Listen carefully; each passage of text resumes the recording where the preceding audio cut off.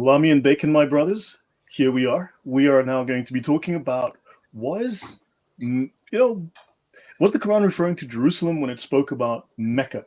And this is going to be part 2 of what Odon said is a 28-part series. Part of that is because he apologizes for talking so slowly. So, we expect maybe. Sorry, guys. We expect to have one more episode. The reason being that we want to give everyone an opportunity to really discuss this, really put out some ideas. And we've got a great panel. I've got J. Corman Kane. We've got Odon LaFontaine, the Odon LaFontaine, and of course, the Mal from Islamic Origins, both legends in the space. People that everyone looked up to, and Mal was one of the early forerunners. So great to have him, and of course Dr. K, who's also busy putting out some great written works and doing some excellent stuff. So thank you guys, and welcome back. Hello everyone. Very, very pleased to meet the team again, Mel, Lloyd, and JC, and a new one for me, Dr. K, which who I am very pleased to meet. And I think we'll have a very interesting discussion on the Jerusalem Thesis. Yeah, I think you demolished the Quranic claims last week. I mean, just your opening slide on the geographical and physical conditions. I mean, that was so compelling and so convincing.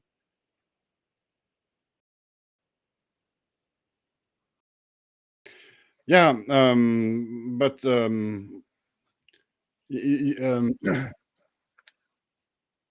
there's something of an echo here. Do you hear an echo of? No.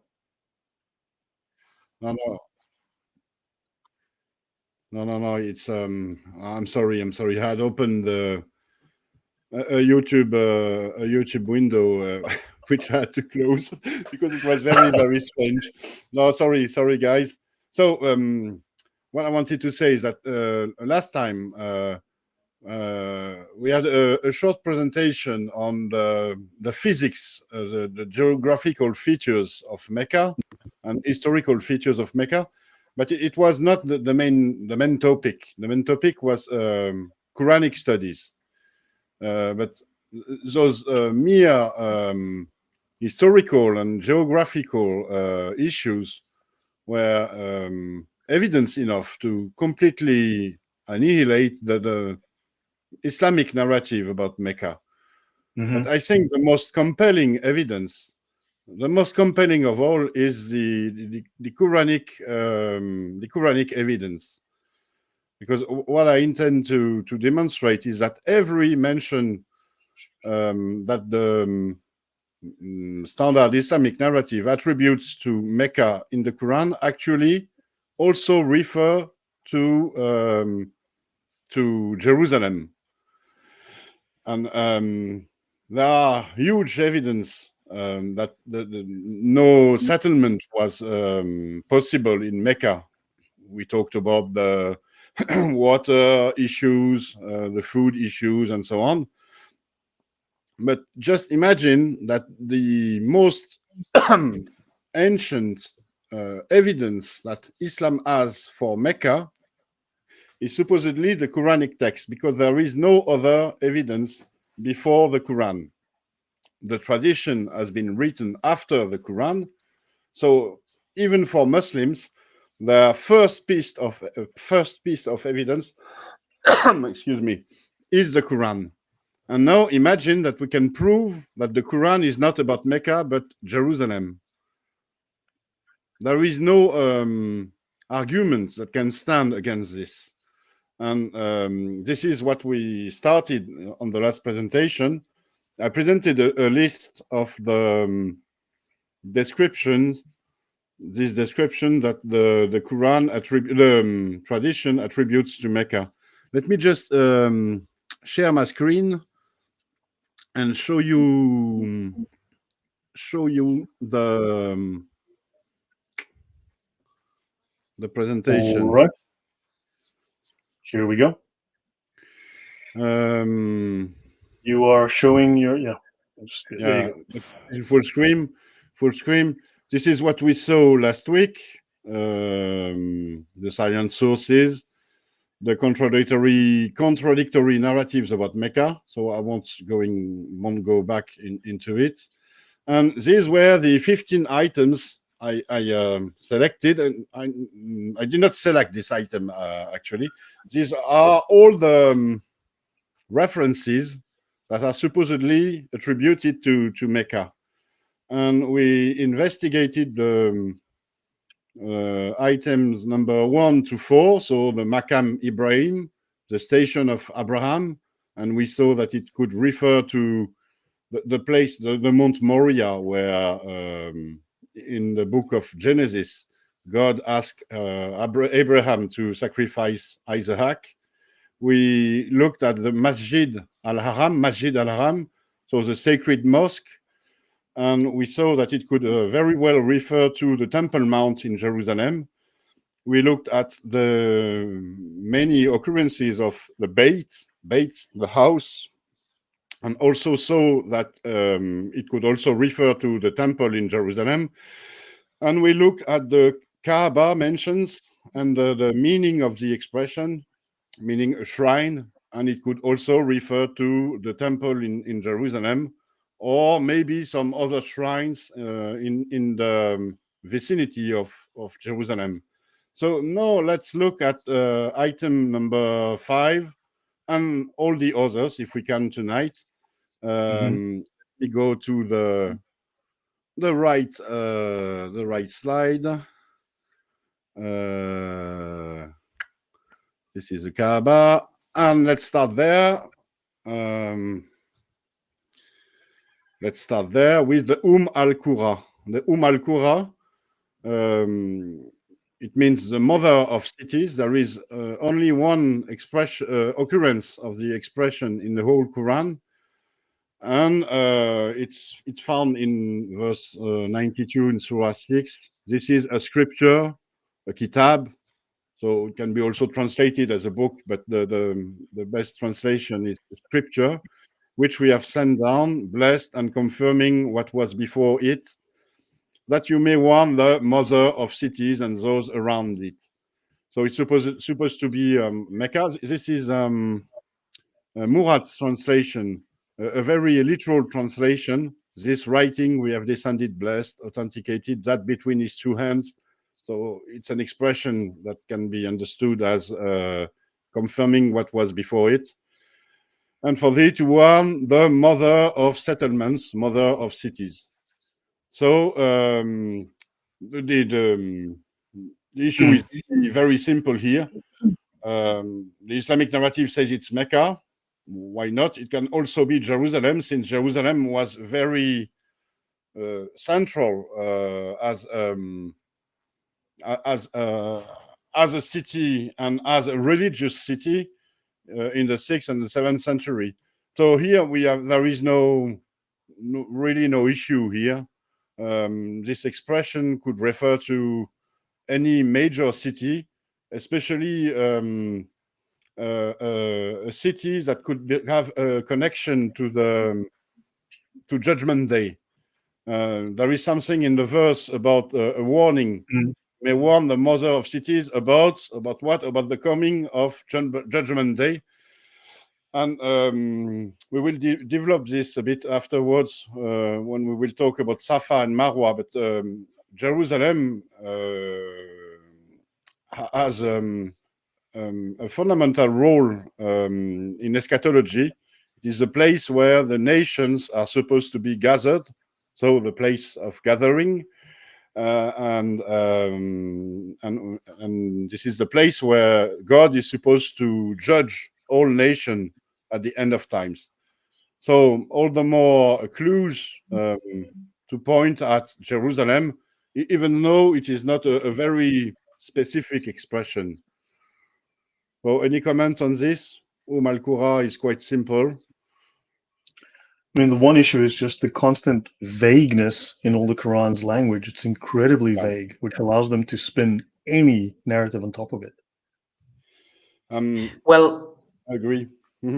Well, this one, if you read everything in context, and I mean everything from Surah 2, well, the scripture that was sent down confirming that about the mother of cities, which, yes, it actually sounds very much like it's going to be Jerusalem. The scripture is talking about is the gospel or the Injil, because the Torah was not revealed in Jerusalem. So it would be the Judeo-Nazarenes talking about the gospel that was sent down because they believed that it was a book sent down and confirming things to do with Jerusalem. So that actually makes absolute perfect sense. Yeah, I think exactly the same. As for the vagueness of the text, it seems vague and it looks very vague when we look only at one verse, for example, this one. But when you have a sort of global reading of the Quran, really it points to Jerusalem, it points to a Judeo-Christian background, a biblical background. Everything seems to pertain to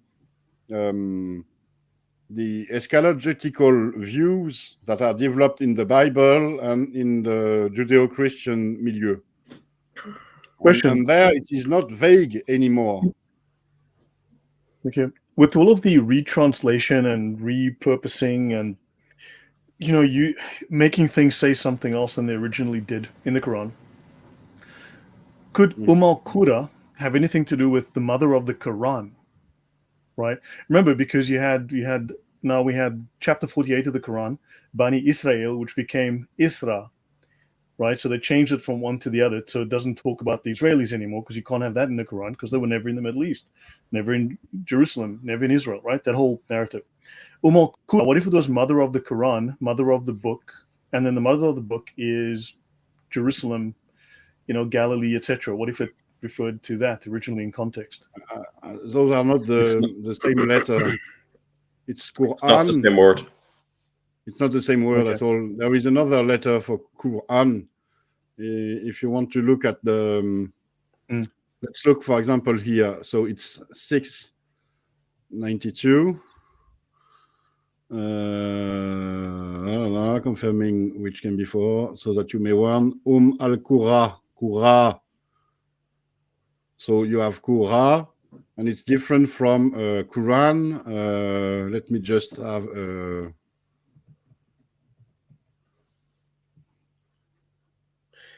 I should point out Quran comes from Kiriana in Aramaic, so it's a completely different etymology. Okay, just so maybe they played a little fast and loose to try and hide something there.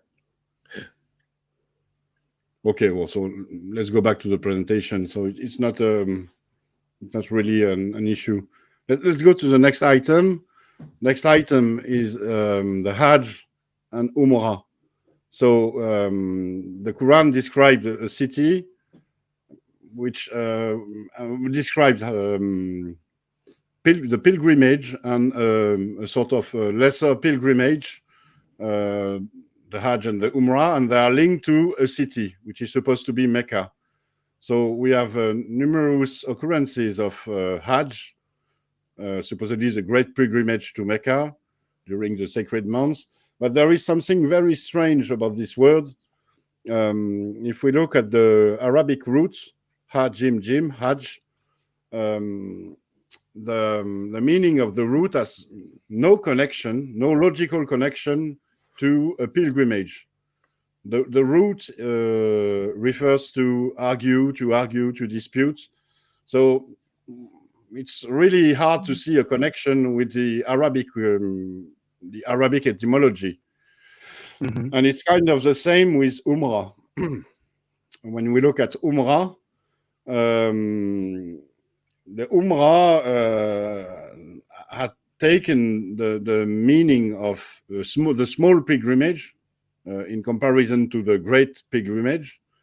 And again, there is no logical connection to the Arabic etymology of the Ain Mimra root, which would mean to maintain, to build, and Murad has a funny translation, to urbanize, make a city, sort of.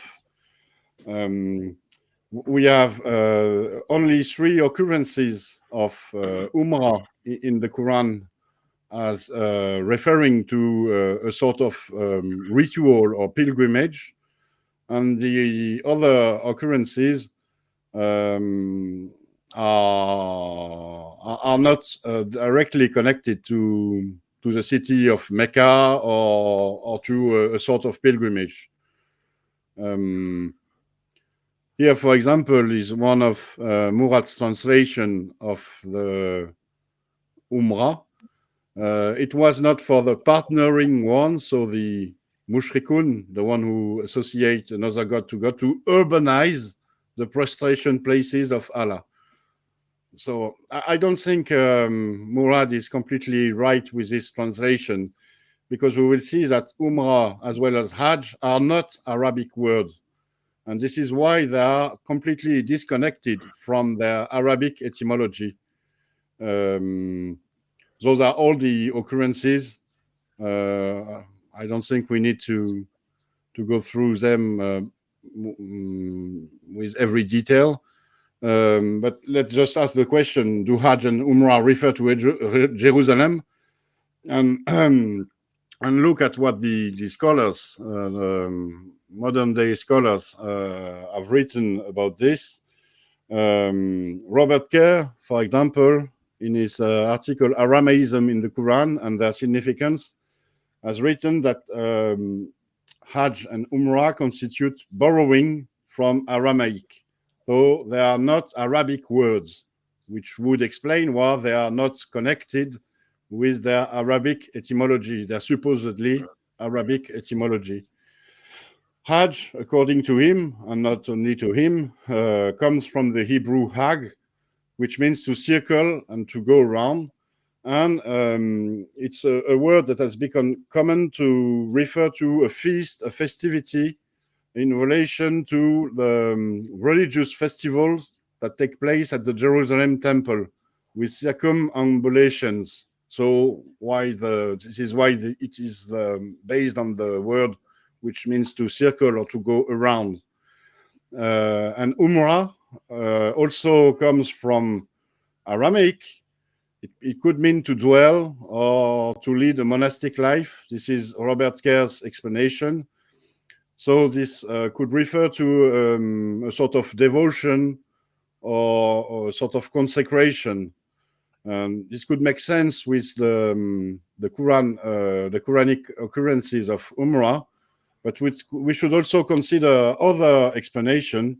One is very interesting.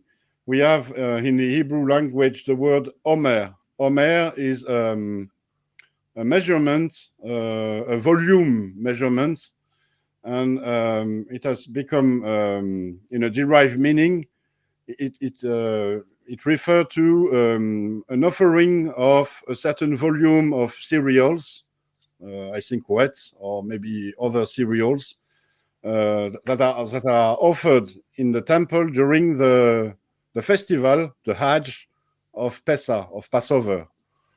And it is very, very close to Umrah. If we look at some of the occurrences of the Umrah, let me just... It is almost, it is, I think, not almost, but always connected with the pilgrimage, with the Hajj. So, for example,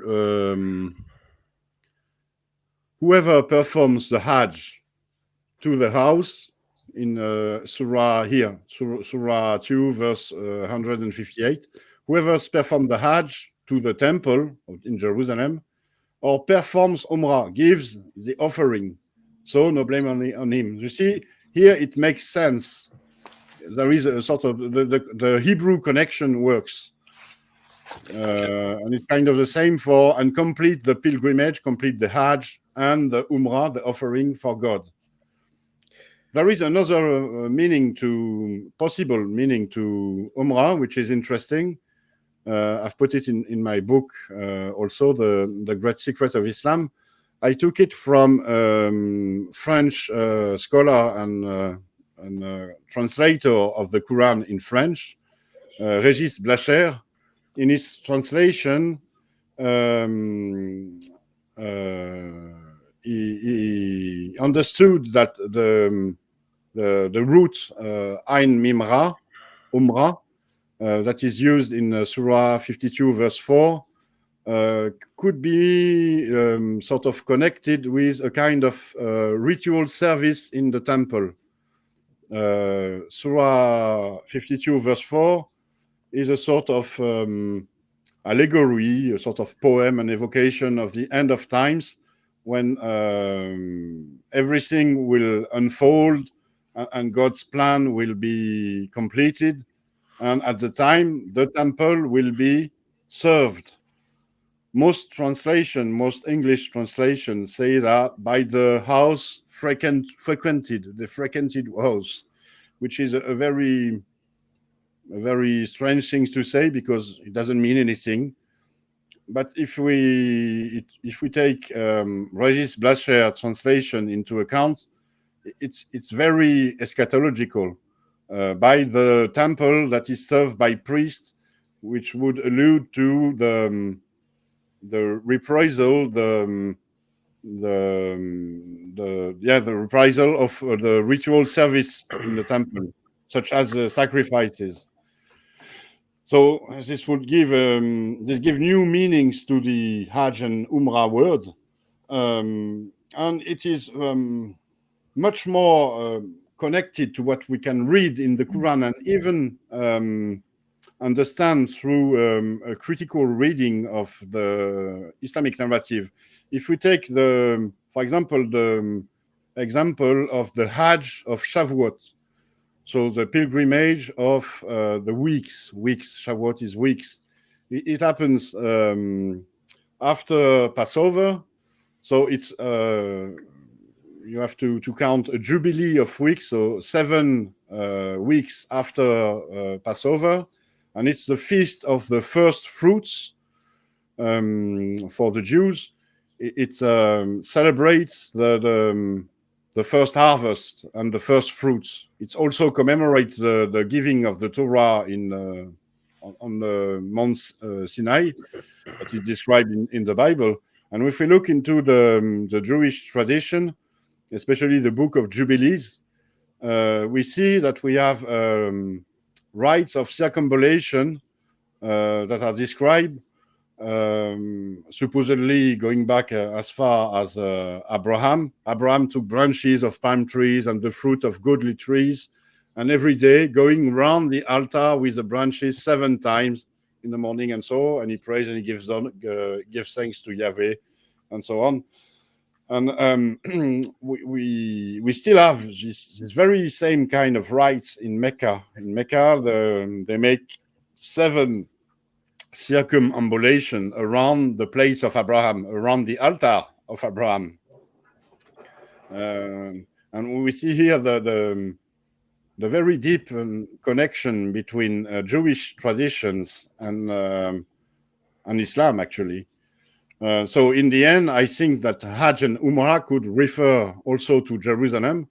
And frankly, I think reading and understanding Hajj and Umrah as referring to Jewish rites in Jerusalem makes way much more sense in the Quran than the Islamic narrative explanation.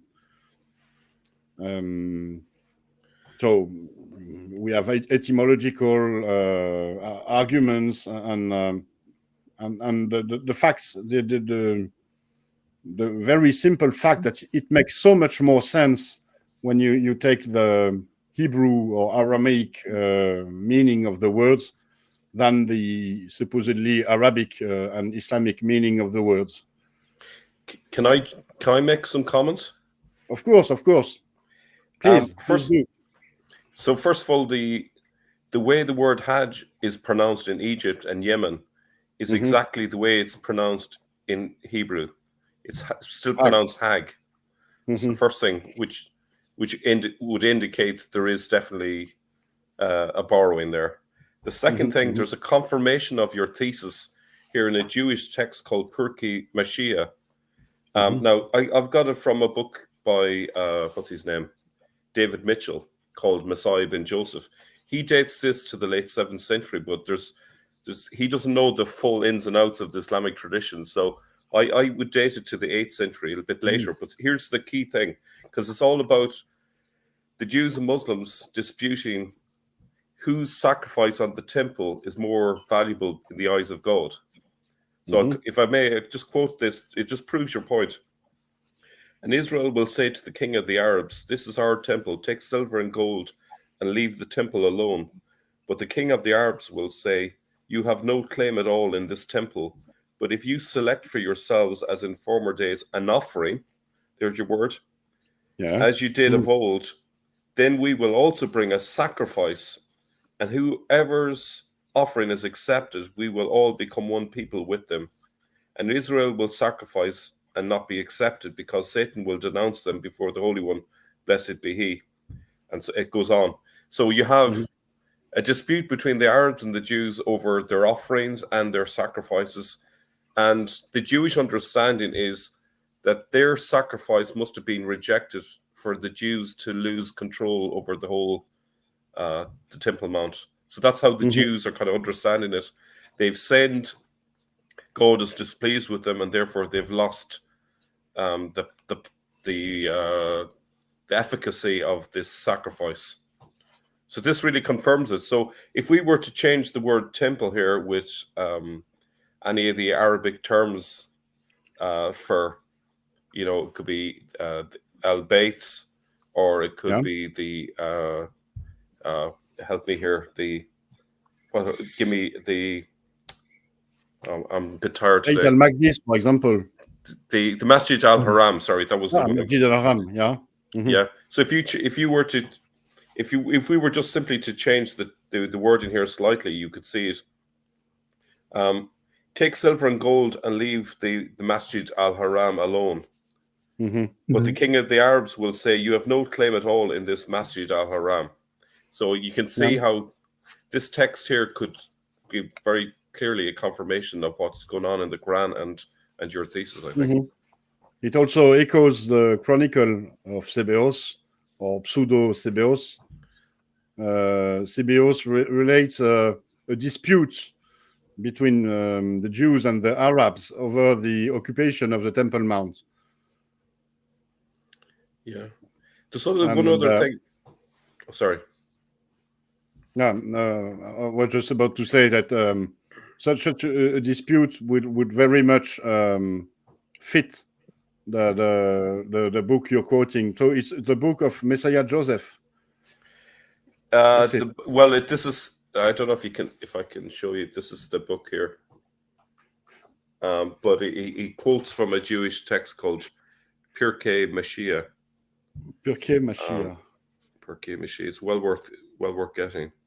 There was something else. Al-Hajjaj or Al-Hagag. That would mean a pilgrim to the Jerusalem temple.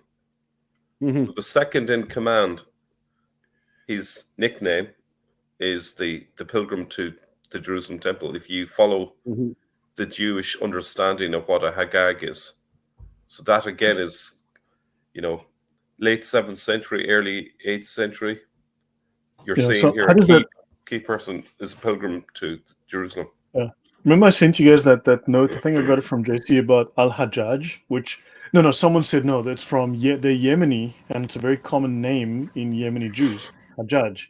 And we have Al-Hajjaj, who J. Smith often speaks of.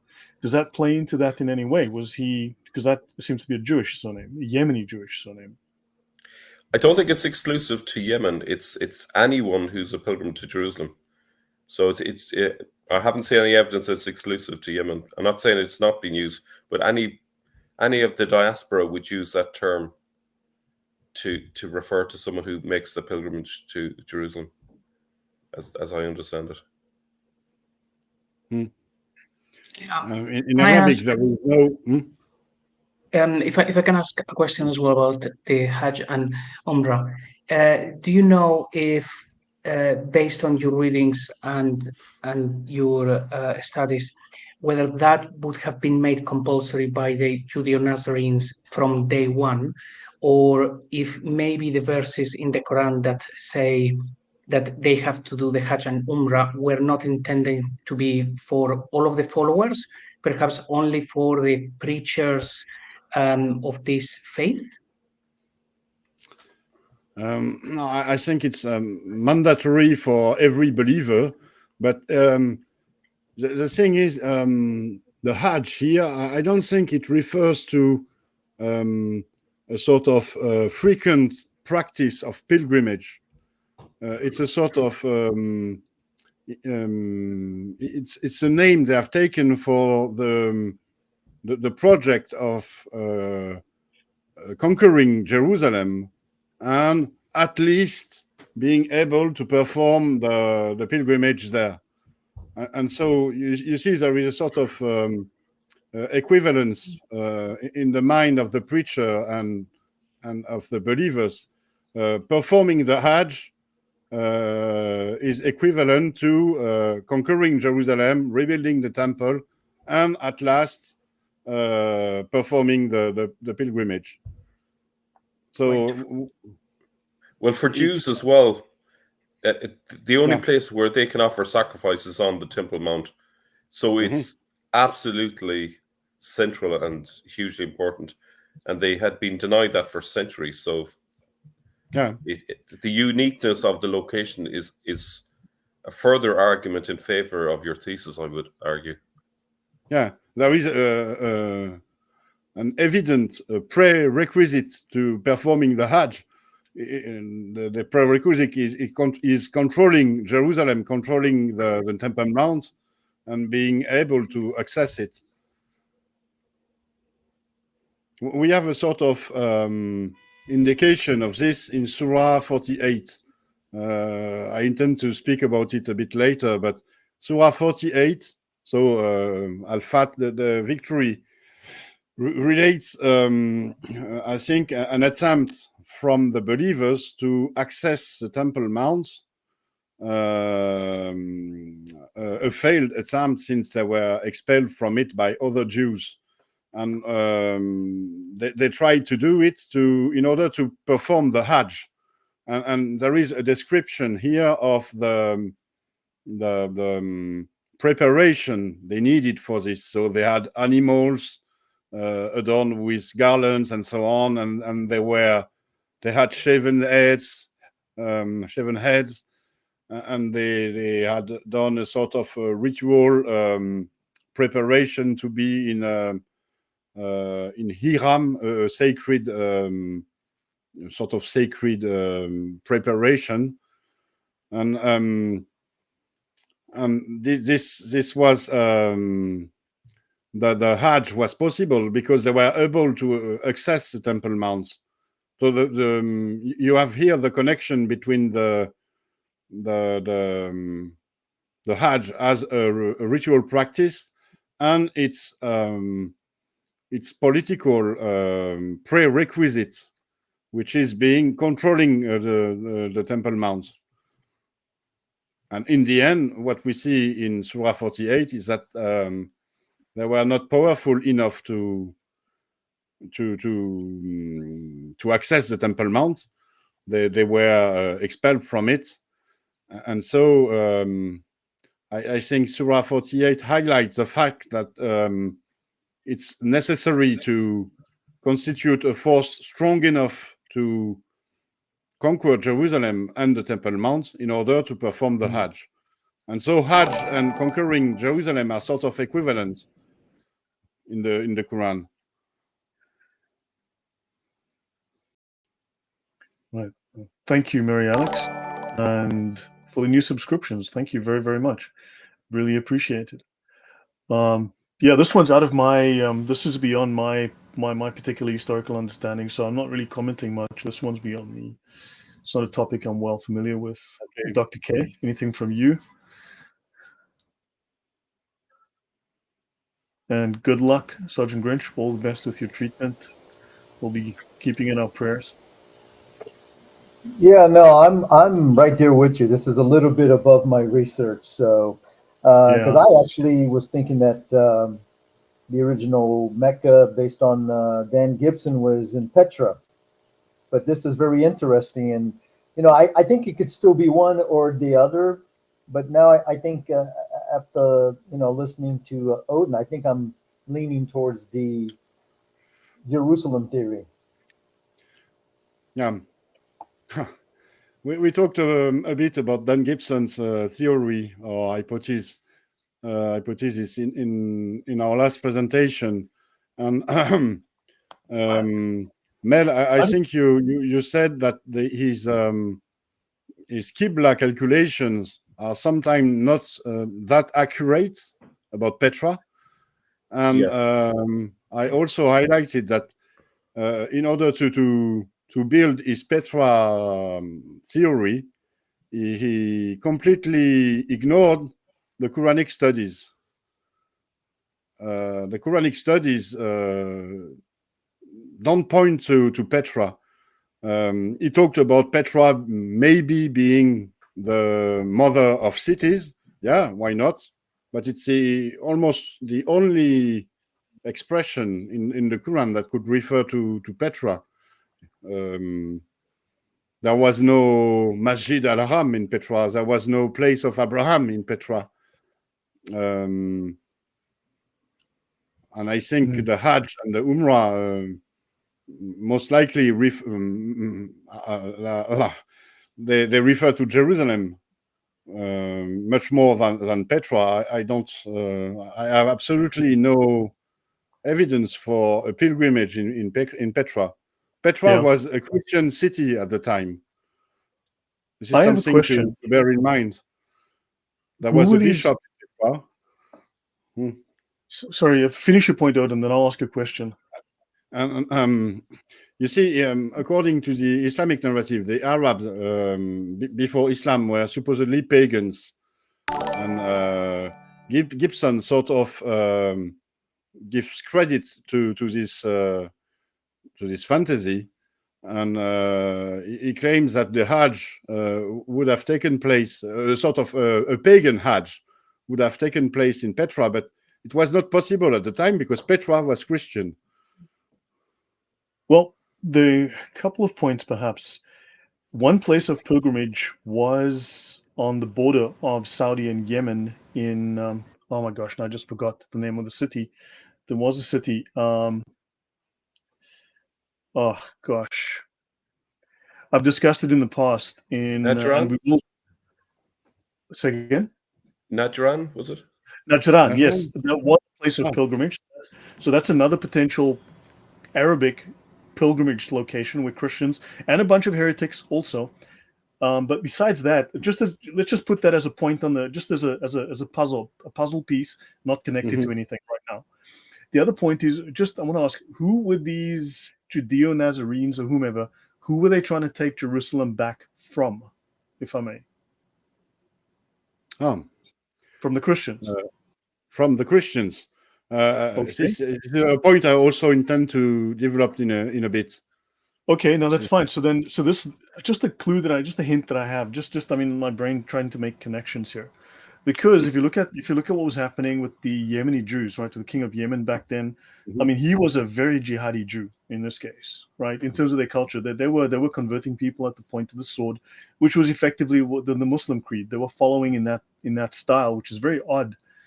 Because Judaism is not in theory, a proselytizing religion, but he was making Christians convert at the point of the sword, which is a Muslim practice that, as we know. And maybe these Yemeni Jews have some link or connection because then the Muslims went and did the same thing, and he hated the Christians. So could there be some connection to this particular strand ideology of Judaism within Yemen, and then Najran, and then them wanting to, because they hated the Christians, they wanted back their site. The connection might have happened during the vast period of time when the Islamic narrative was fabricated. When they tried to interpret the Quran in an Islamic way, maybe some traditionists remembered the Yemeni Jews and so on, and they it was easier for them to make connections with them because Mecca was closer to Yemen than Jerusalem is.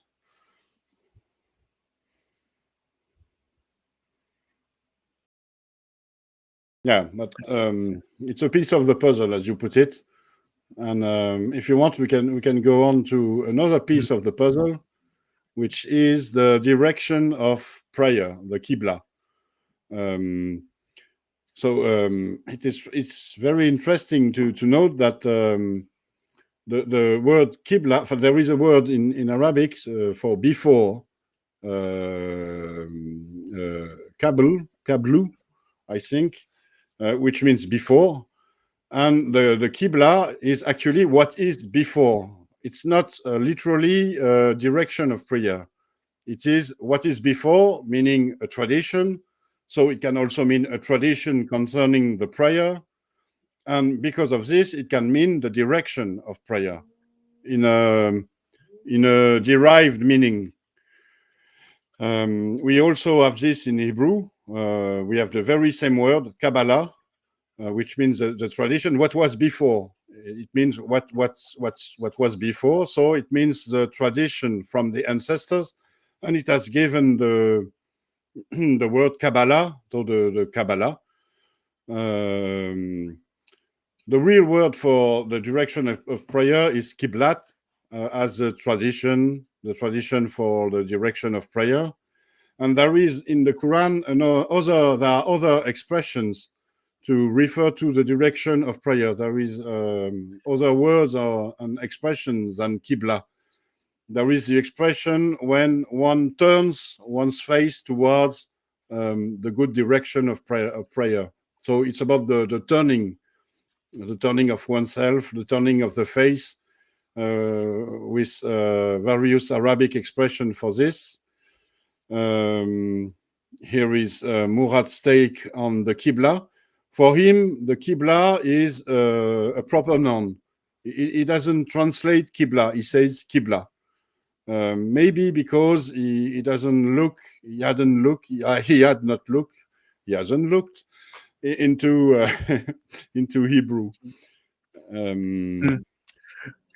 Let me throw something in there. Let me just share my screen just for a brief moment. Yeah, because I think you're way ahead of us all here, Odon. I think none of us are quite on the same page with you right now. You seem to be, but this is from, okay, so Kabbalah, right? This is from the online etymology dictionary. Kabbalah, Jewish mystic philosophy, but this dates from the 1520s, which comes from Merkava mysticism. Everyone speaks of Kabbalah, but really that's a fairly recent phenomenon, and there's some weirdnesses around it. I'll get into the conspiracy theory stuff later, okay? But medieval Latin, Kabbalah, from Mishnaic Hebrew, Kabbalah, meaning reception, received law, tradition, okay? Great. And then especially tradition of mystical interpretation of the Old Testament. So things go weird there, okay? But notice from Qibla, to receive, to admit, to accept, to submit, Islam, okay? To receive, to admit, to accept, okay? Islam, to submit to. But notice, compare Arabic, Kabbalah. This is a very little known fact.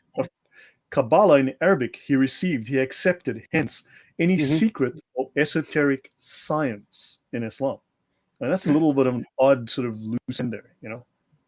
It's the same meaning as in Arabic. It's we accept what is before. Yeah. In this way, it means tradition. And when it pertains to the prayer, it's the direction of prayer. Yeah, but notice the occult meaning here, esoteric science, because when they talk about that in Islam, they talk about the occult. And notice when it goes here, tradition of mystical interpretation. And we can tie this back to some weirdness in the late 1st, early 2nd century, where you have Gnostics that have very strong Jewish overtones, but those same practices and many of the same stories very strongly parallel things in Islam. So I'm just seeing a tie here, a connection. Yeah, but let's not confuse our audience. The Jewish Kabbalah was not fully developed in the 6th and 7th century, so there's no need to make a connection here with the Kabbalah. Okay. But Okay. there is a Well, grammatical and etymological connection, which is very interesting. Which is why, yeah, I'll just drop that link into the chat for anyone to have a look at. Arabic Kabbalah. Anyone else? Mel, you added your screen? I can't hear you, Mel. You are muted, I believe. Mel, you have muted yourself. Yeah, can you hear me now? Sorry about that. Yes, we can. Yeah, so this interpretation that I'm going to give you fits in with the idea of a messianic expectation. So you see the verse 143 there. We already see the continuous inversion of thy face in the sky. So if we look to the Gospels, the book of John, what happens after the ascension? They're looking up into the sky, from whence the Messiah will return. So I think this is a messianic reference here to the idea that the Messiah will return from the sky. And it fits in with the wider messianic movement that's going on. That's just a suggestion. I don't know how well it fits in with everything else, but there seems to be a Qibla towards the Temple Mount versus this other one looking up in the sky. Now, there was a tradition in the Christian churches. I looked into this over a number of centuries, that there was an extra gospel towards the end of a mass, which actually was to do with that part of John's gospel with the ascension, and people stood for that. So kind of, I think there is something in there. That's it. What do you mean at the end of the mass? In the traditional Latin mass, we used to read the prologue, the foreword of John's gospel. I don't know if it's the prologue. It was a part. I'm going from memory here, but I think it had something to do with the gospel to do with the ascension, as far as I know. And it's kind of like it might have been the prologue, but the idea was coming full circle. So John's gospel finishes with them looking up into the sky, and then it loops back to the beginnings again. So at the end becomes the beginning becomes the end, and it's the idea of the Messiah returning, forming that loop.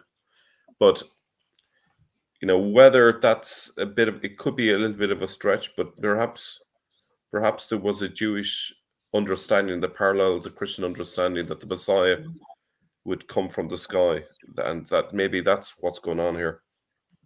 This is literally what the gospel says, that Jesus will come back with I don't know the English translation, but with great glories on the clouds. I was about to say that exactly. From the clouds.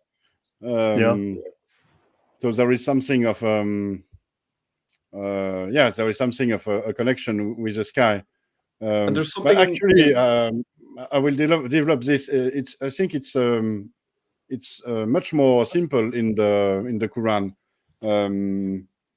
This idea of the sky. It's very easy when we look at the text. But before going into it, let's just highlight that Islamic narrative has developed this idea of Muhammad ordering the prayer to be directed toward Jerusalem at first, and then receiving a verse urging him to change this Qibla, this tradition, and to order a new prayer directions toward Mecca, towards Masjid al-Haram, so the sacred mosque supposedly in Mecca. And if we look at the verses, it doesn't make sense actually. Here I have selected all verses referring to the Qibla or the turning of one's face. We have a long passage from verse 142 in Surah 2 up to verse 150. Which describes this the change in the Qibla. It describes a former tradition and then a new tradition. The former tradition is described as being as turning one's face to the sky or to the heaven or to the east and the west. If we look at it in verse 144, indeed we see the turning of your face toward the heaven, the sky. It's a sky, it's the same word. So we will surely turn you according to a tradition you will be pleased with. How come the believers were not pleased with their former tradition? Their former tradition is supposedly a prayer direction towards the sky, but it's very vague here.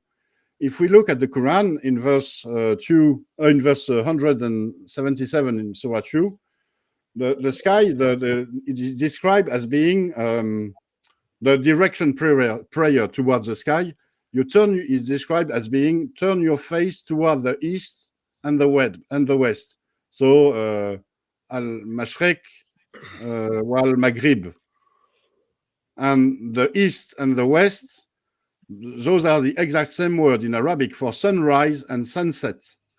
So the sky prayer direction is defined by the sunrise and the sunset. So it's a direction from the east to the west or the west to the east, which is exactly the traditional Christian prayer orientation. A Christian used to pray and to have their masses directed toward the sunrise, toward the east.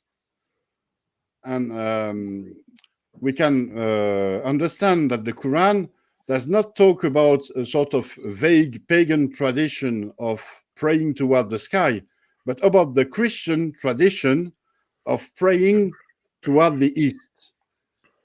And this gives a new meaning and a much more interesting meaning to the change of the direction of prayer. If you see here in verse 142 in Surah 2, is it the good one? No, excuse me. Verse 144. We give you a new tradition you will be pleased with. And this new tradition is to turn your face toward the Masjid al-Haram, the sacred mosque, the forbidden place of worship. Yeah, you're inserting the word new there that's not there. A tradition is by definition old. Yeah, of course. We give you a sort of new teaching you will be pleased with. Turn your face toward the direction. Instead of turning your face toward the heaven, turn your face toward the Masjid al-Haram. So turn your face toward Jerusalem. Yeah, but if we take the longer historical view, at the time of the book of Daniel, it refers to praying out a window towards Jerusalem. Yeah, already. So that's this is why it's also a tradition. Just let me just finish. Is that that was an old tradition? The Jews prayed towards Jerusalem. Then the tradition died out, and now they're talking about resuming that tradition, going back to the tradition of praying towards. This is exactly what the verse tells us afterwards. Yeah. If you look at the rest of the verse, turn your face toward the direction of Masjid al-Haram, so toward Jerusalem. And wherever that you are, turn your faces in its direction. And indeed, those who were given the scripture surely know that it is the truth from their Lord, and God is not unaware of what they do. Yeah. If we read this verse with the Jerusalem reading instead of Mecca, it makes sense, because those who were given the book, there are those who read Daniel, for example. The Jews knew that they were supposed to pray toward Jerusalem. If you look at the Islamic narrative reading of the verse, it makes no sense at all. In the Islamic reading of the verse, Muhammad receives a new commandment from God. You used to pray toward Jerusalem, but now you have to pray towards Mecca. And those who were given the book before you, so the Jews and the Christians, surely know that it is the truth from the Lord. How come the Jews and the Christians could have known that they were supposed to pray toward Mecca? It makes no sense. It makes absolutely no sense. Whereas if you look at the other hypothesis, the hypothesis of the new or the excuse me, the change of the Qibla being that toward Jerusalem and not Mecca, there it makes sense. And it makes sense with the whole of the Quran. If you look at the following verse 145 in Surah 2, here again, the Islamic narrative makes no sense. Even if you come to those who were given the scripture with all the signs, so it's a word ayatin, it can mean verses also, not they will follow your tradition, your Qibla, your prayer direction, and not will you be a follower of their tradition. And not some of them are follower of the tradition of others. And if you follow their desires after what came to you of the knowledge, indeed, you would then be surely among the wrongdoers. If we look at the Islamic reading of this verse, so Muhammad here has changed the prayer direction from Jerusalem to Mecca. And thereafter, he explains the Jew, you have your tradition, you pray toward Jerusalem, we pray toward Mecca, everyone has got his religion, everything is for the better. But it's very strange because in the preceding verse, he's supposed to have been taught by God that the Jews knew that Mecca was supposedly the right direction. So this verse makes no sense in the Islamic reading. Whereas if you look and you try to understand it with Jerusalem in mind, we have a preacher who has been instructed to give up his traditional Christian rite of praying towards the rising sun, and instead he has to adopt a prayer direction towards Jerusalem, which is the same prayer direction as the Jews. But will he then be the same as the Jews? If he does the same prayer in the same direction as the Jews, wouldn't he be considered as a Jew himself? And this is the answer that the verse 145 gives. It tells the preacher, even if you come to the Jews with the scripture, with all the verses, and even if you pray in the same direction as them, they will not follow your tradition because you are different from them. And not will you be a follower of their tradition. It is not because you pray in the same direction that you are alike. You pray toward Jerusalem for your own reason because you wait the Messiah to come back here. And they pray toward Jerusalem for their own reason because they have the tradition of Daniel and so on. And maybe some of them expect the Messiah to come back here, but it won't be the same Messiah. Yeah. Right. Might be worth looking at the Daniel quote. Yeah, I'm going to bring that up. Just a moment. Villainous asks, is Kabbalah just a Gnostic infestation in Judaism? Villainous, in theory, Gnosticism really established itself 3rd, 4th century after Christianity. Essentially, Gnosticism originally started to attack the book of John. So it seems to come after the book of John, essentially. And however, Gnosticism, when you look at Hermeticism, Gnosticism seems to be an offshoot of Hermeticism. There are similarities and there are differences. Kabbalah seems to be, to some degree, possibly influenced by Hermeticism, but really, which obviously is an Egyptian idea, shall we say. So it seems to be that the Egyptian mystery religions has some kind of element there. But that said, when you look at one phase of something, over the centuries, they might take on multiple different phases. The thing might change. Hermeticism, if you look at the ancient Egyptian, you have one expression of it. Then you look once the Greeks got there, it changes. Then once the Romans got it, it changed. And then once it got to the Middle Ages, it changed. So you've got to be very careful. You've got to place it within its context, geography, and time to really understand it. But without going further, I'll just leave it at that. It's something I actually should talk about in the future. Mm-hmm. And then Mal wants to bring up Odon. Did you want to say anything on that, or? I think it's a bit off topic. It's interesting, sure. Nonetheless. Let's move on, I'm really, really interested in the story of Gnosticism and Kabbalah, but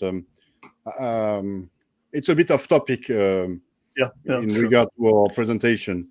Yeah, but what, Tamel? Sorry. So I think this is worth considering in relation to Surah 2 in terms of what's going on with the Qiblas. So this is the Jewish tradition, even if it wasn't continued. When Daniel learned that the decree had been signed and posted, he continued to pray just as he'd always done. His house had windows in the upstairs that opened towards Jerusalem. 3 times a day he knelt there in prayer, thanking and praising his Lord. So the implication there is he's praying towards Jerusalem. So I think any reference to going to a tradition that will please you, I think is returning to a former tradition that the Jews would be happy with, which is praying towards the temple. And you agree, Mel, with my interpretation of verse 145 then? Yes. Yeah. This is the idea that the Jews know that they have to pray towards Jerusalem. Yeah. No, you, the preacher and the believers, you will have to pray towards Jerusalem. You will be happy to do so because the Messiah will come back there. But it does not make you the same as the Jews. Yeah. You have your tradition, they have their tradition.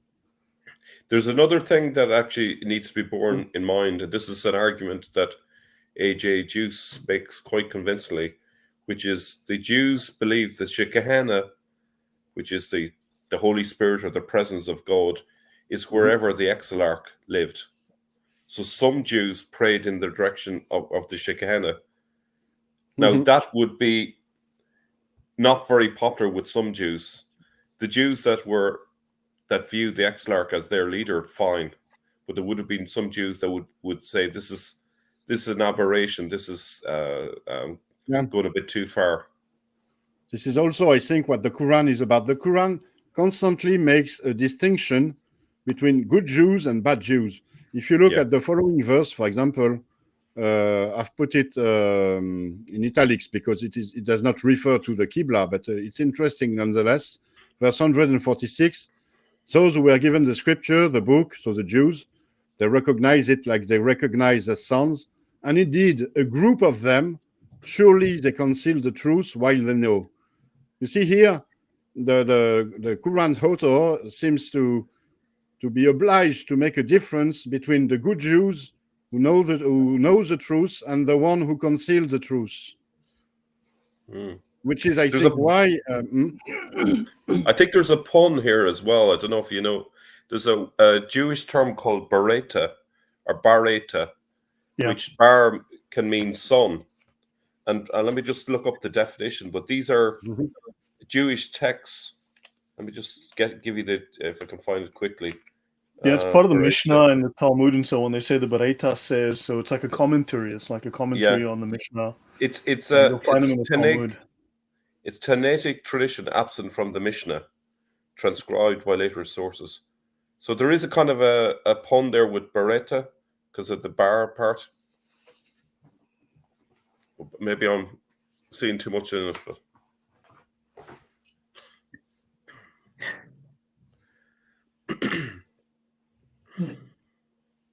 Before we move on from this page, if I can ask one question, just because Odon, you brought up Surah 2, verse 146.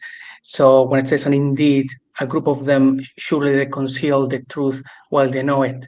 Well, they know. What is the truth that they conceal? I think my interpretation, the truth they conceal is that Jesus is the Messiah. And they denied his messiahship. I think the Quran, the distinction between good Jews and bad Jews is about Jesus' messiahship in the Quran. Those who recognize Jesus as the Messiah and those who don't. So the good Jews are the Nazarene Jews and the bad Jews are the rabbinic Jews who deny that Jesus is Israel's Messiah. And the truth was given to them. The truth came to them. We see in many verses in the Quran that the truth came to them, which means that Jesus preached to them, actually. Yeah, my reading exactly as well. Thank you. It would be good to... Can I also point out Surah 1087 there that you have, which seems to be the concept of a moving temple, or temples, plural. Temples. Settle your people in Egypt in temples, In houses, and make your temples according to the tradition. So it's showing a recognition that in the past, the temple wasn't a static location. It was wherever they put their tent, that was where the Shekinah was. So, especially during the Exodus. I'm sorry, Jason. We spoke together. Sorry, it's the Paul Young religion. Wherever I lay my hat. Exactly. Yeah. Excellent. So I think that we can also understand the Quran as here about the Qibla as not referring to Mecca but to Jerusalem. The change in the prayer direction could be interpreted as a shift from Christian rites to facing Jerusalem, and it's another brick in the wall. I think it only fits in terms of the Jewish context. It only fits with Jerusalem. There's no way Muslims can make the argument that Jews ever prayed towards Mecca. That never happened. Yeah, that never happened. And it's I think all the more convincing that it refers to Masjid al-Haram, and we already saw that Masjid al-Haram is most probably the Temple Mount and not the area around the Kaaba in Mecca. Well, do you know there was an earthquake in 1924, and it opened up a major crack in the floor of the Dome of the Rock. And what they discovered was two different archaeological strata and locations. The first is they discovered several what they call mikvahs, or these are Jewish ritual baths underneath the floor of the Temple Mount. In fact, there were several rooms, but of course the Antiquities Authority, the Muslims, prevented any archaeology. Well, once they discovered that, they shut it down, and they've for the last 100 years, it's a century now. Yeah, they've prevented archaeology, and luckily there was the archaeologist who went in there, made some notes and provided some photos. So the Temple Mount is sitting on top of an ancient Jewish temple, and it's sitting on top of multiple sacred locations and ritual baths. But along with that, next to that location, also under the floor of the Dome of the Rock, is a Byzantine marble floor. So there was a Byzantine church that was there. Now we know that the Dome of the Rock is modeled on the Church of the Kathisma, which they obviously leveled and covered, and it's recently been discovered. So, which I think was a deliberate strategy. But now you're finding another Byzantine church underneath the floor of the Dome of the Rock. Plus, there are rooms and staircases and stuff. So clearly, there's much more. Now, obviously, the Jews decided to build these on Muslim land under the Dome of the Rock before the Muslims got there, which is, I don't know how they stole the Muslims' land before the Muslims arrived, which is just shocking. But I mean, what do you take away from that then? So we know there were Muslims on that mount. Sorry, there were Christians and Jews. Very knowledgeable about the Dome of the Rock. Sorry, say again. I said ask Mel about this because he is very knowledgeable about the Dome of the Rock. You did several presentations on the Well of Souls and so on. Yeah. And Islam is very allergic to archaeology. Yeah. I don't think I have anything additional to what you said. Just to say, all of what you said is spot on, correct. But I think I suppose it's not unusual that there would have been Byzantine churches on the site because the Christians had Jerusalem for centuries before the Jews regained it. So obviously they're going to build their churches on it. And it's kind of no surprise that particularly the Ottomans would imitate Byzantine styles of architecture as well when it comes to building the Dome of the Rock. I think the Dome of the Rock as we have it today was built by the Ottomans. I think there were lots of different buildings over the centuries. So originally I would have noticed the similarity between the Dome of the Rock and the Kathisma, but that's I've subsequently, if we are thinking about the dating of the Ottomans, it's kind of a hard case to make that they built it to match that, because by that stage it would have been erased and buried. But there were other similar style buildings, Byzantine buildings with 8 sides, so it might be just that they were copying a very. There was one in Bethlehem. I mean, there's one known in Bethlehem. There's a couple in that region. So the idea remains, though. It's obviously part of the consciousness. It's well known. Oh, and dome, in fact, but the dome on top of the dome is also reminiscent of the Byzantine style. Yeah, it was very common, pretty much everywhere in the Byzantines, and the archaeology or the architects that the Ottomans would have hired to build, they would have been formerly Christians, or quite a few of them. So their knowledge would have been on Byzantine churches, and then the Muslims take over what we call today Turkey, but they're basically taking the expertise from the population and then making the mosques.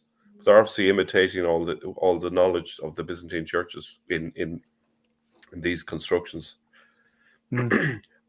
And oddly, I mean, the fact that the Dome of the Rock specifically refers to Solomon's temple, which is really odd, because as everyone knows, there were no Jews in Israel ever, because the Palestinians were there. Yeah. The true Jews were in Mecca, of course, which is the true place of Abraham. I love the fact that in the 7th century, the country, at least by the Romans, was being called Palestine, and yet the Quran proclaims Israel everywhere with Bani Israel, Bani Israel, Bani Israel, and so on. In fact, it specifically refers to the children of Israel. It never once calls the Arabs the children of anything, because Allah's not a father. Don't forget, and it never mentions the Palestinians one time, but it specifically goes out of its way to give Israel to the children of Israel and tie them to the land. That's kind of awkward for Arabs today. The thing here is that the Arabs as a nation did not exist before Islam, so there was no need for a sort of name for a nation that did not exist. Yeah, but they were also called Ishmaelites, and this we should bear in mind. Saracen Ishmaelite is something of a biblical name, huh? But on the older maps, the Saracens are in the north. The Saracens are up north of Arabia, so it's interesting. You find them parked up top.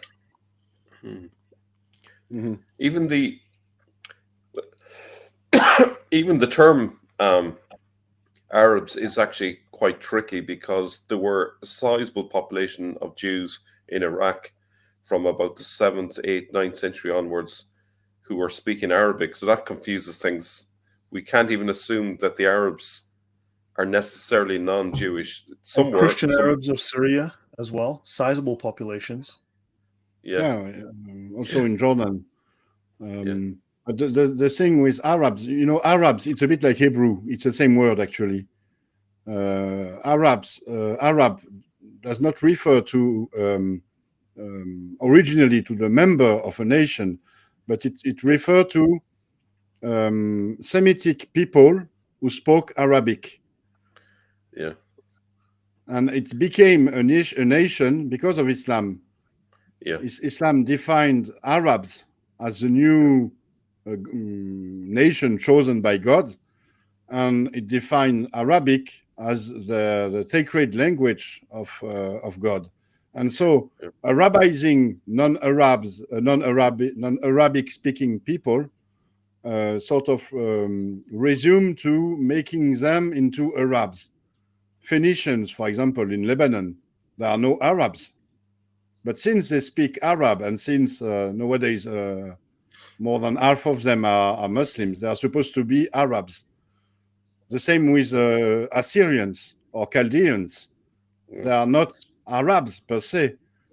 But since they speak Arabic, Islam views them, and nowadays the world views them as Arab people.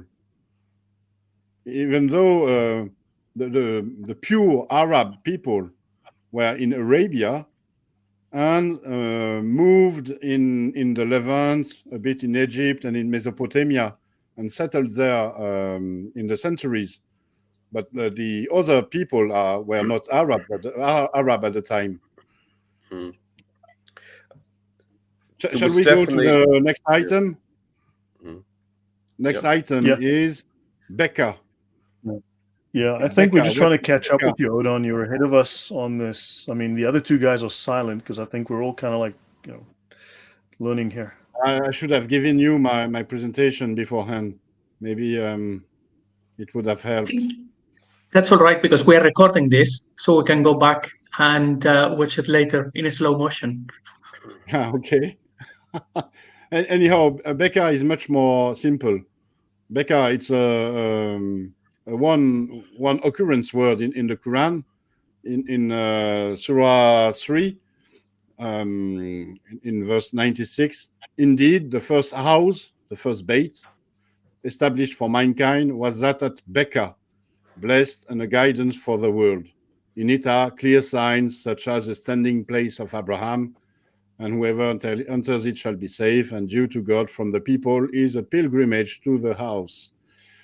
Our good friend Murad translates Becca as Becca. There is no translation here. It's a proper noun. It's supposed to be understood as Becca or Becca.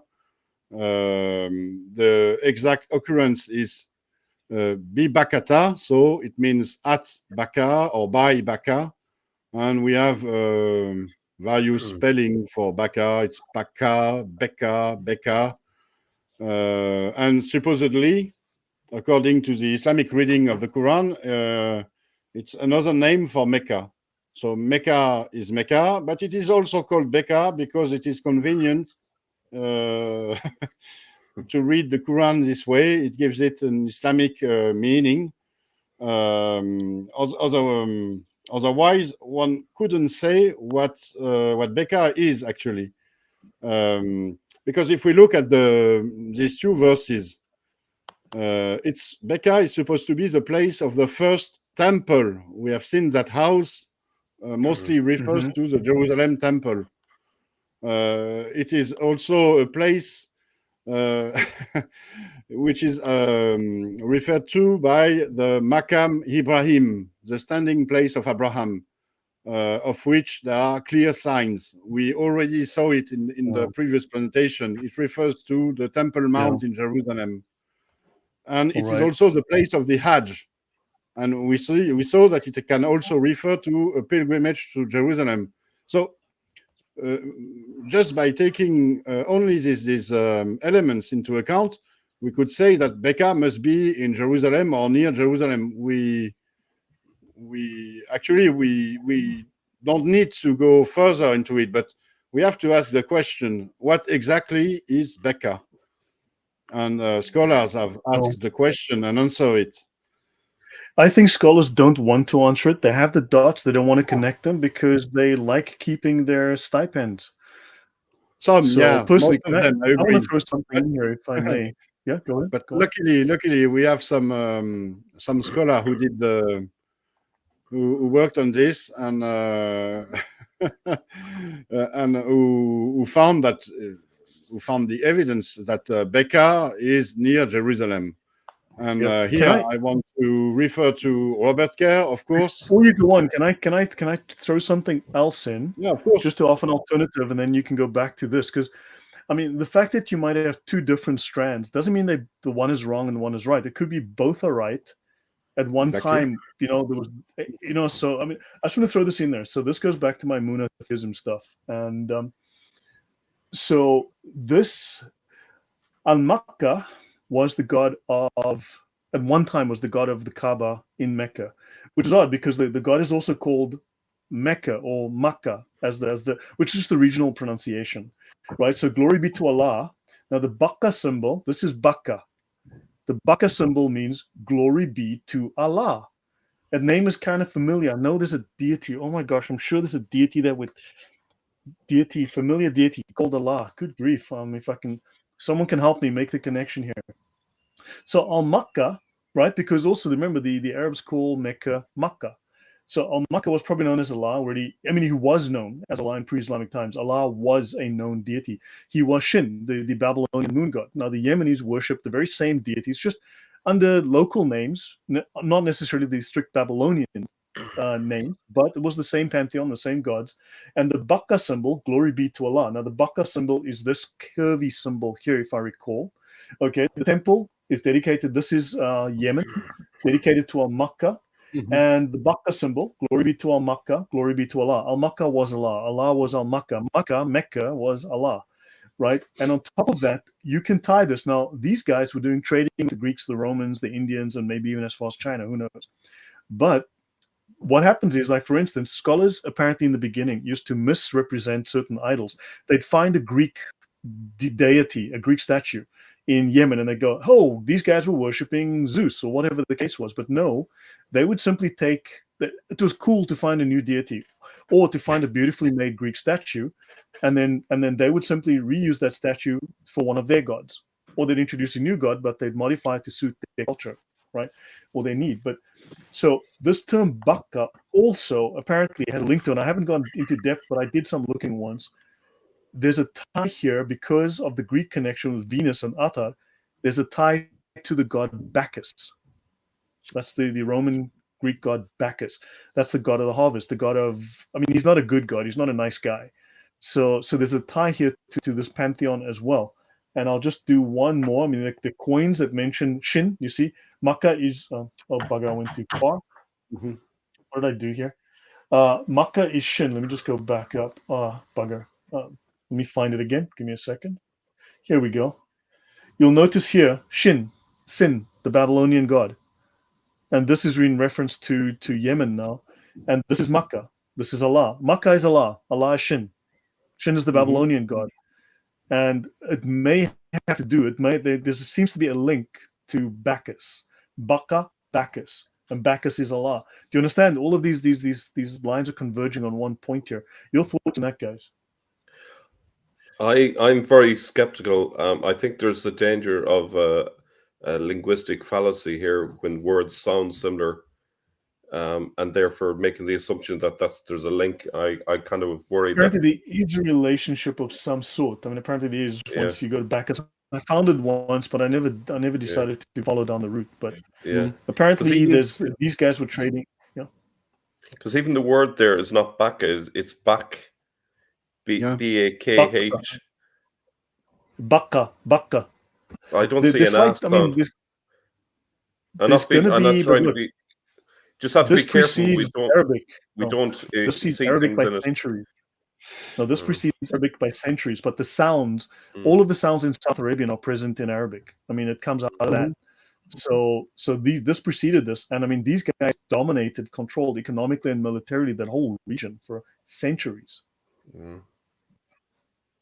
So just thought I'd throw that out there. Right, it's interesting, but you have to compare this this stuff you found with the Quranic study and the whole of the Quranic study. You'll see that the Quranic studies are coherent in pointing to Jerusalem, and especially with Becca, and it is very coherent and logical. Whereas if you look at the South Arabian traditions you pointed at, it can make sense with a little bit of the Quran, but not with the whole of it. And it's a bit like what you showed us about Najran a moment ago.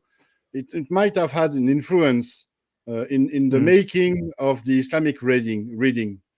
But I don't think it had an influence in the actual original preaching out of which the Quran was made. So the Quran seems to be from a Christian source. I mean, the Quran does seem to come from some sort of Christian source. You know, there seems to be that influence, but there's other influence in Islam which are obviously pagan as well. So there's all of these elements, these loose pieces lying around. There are some loose pieces, but there is a. You'll see it will be maybe a bit more clear when you get the whole picture of, for example, the Jerusalem references in the Quran. They are whole coherent. Everyone says there's only the one reference Becca, but there's another Becca, which is in Yemen. But there is a Becca in Jerusalem, for example. This is what's really astonishing, and it makes sense with the verse. Whereas if you take your Becca reference from Yemen, what sense does it make with the verse? Is there a standing place of Abraham in Yemen? Was there a Hajj to a house there? Yeah. If you look at Becca, the way Robert Kerr and Stephen Shoemaker studied it, you will see that there is. I will take Stephen Shoemaker's study here. No, I don't disagree that the Quran goes there, but the fact that you've got Allah, it is very coherent. It makes sense. Yeah. He wrote in this study the Quran's holy house, Mecca or Jerusalem. So it was first published in Ara volume last year, and thereafter, last summer, Stephen Shoemaker published it in this book, The Quest for the Historical Muhammad. But at first, it was published in a peer-reviewed review, so in Ara.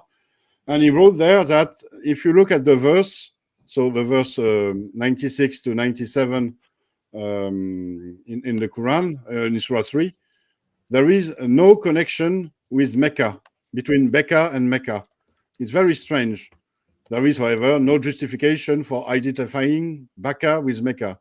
The Quran doesn't tell us anything about Becca.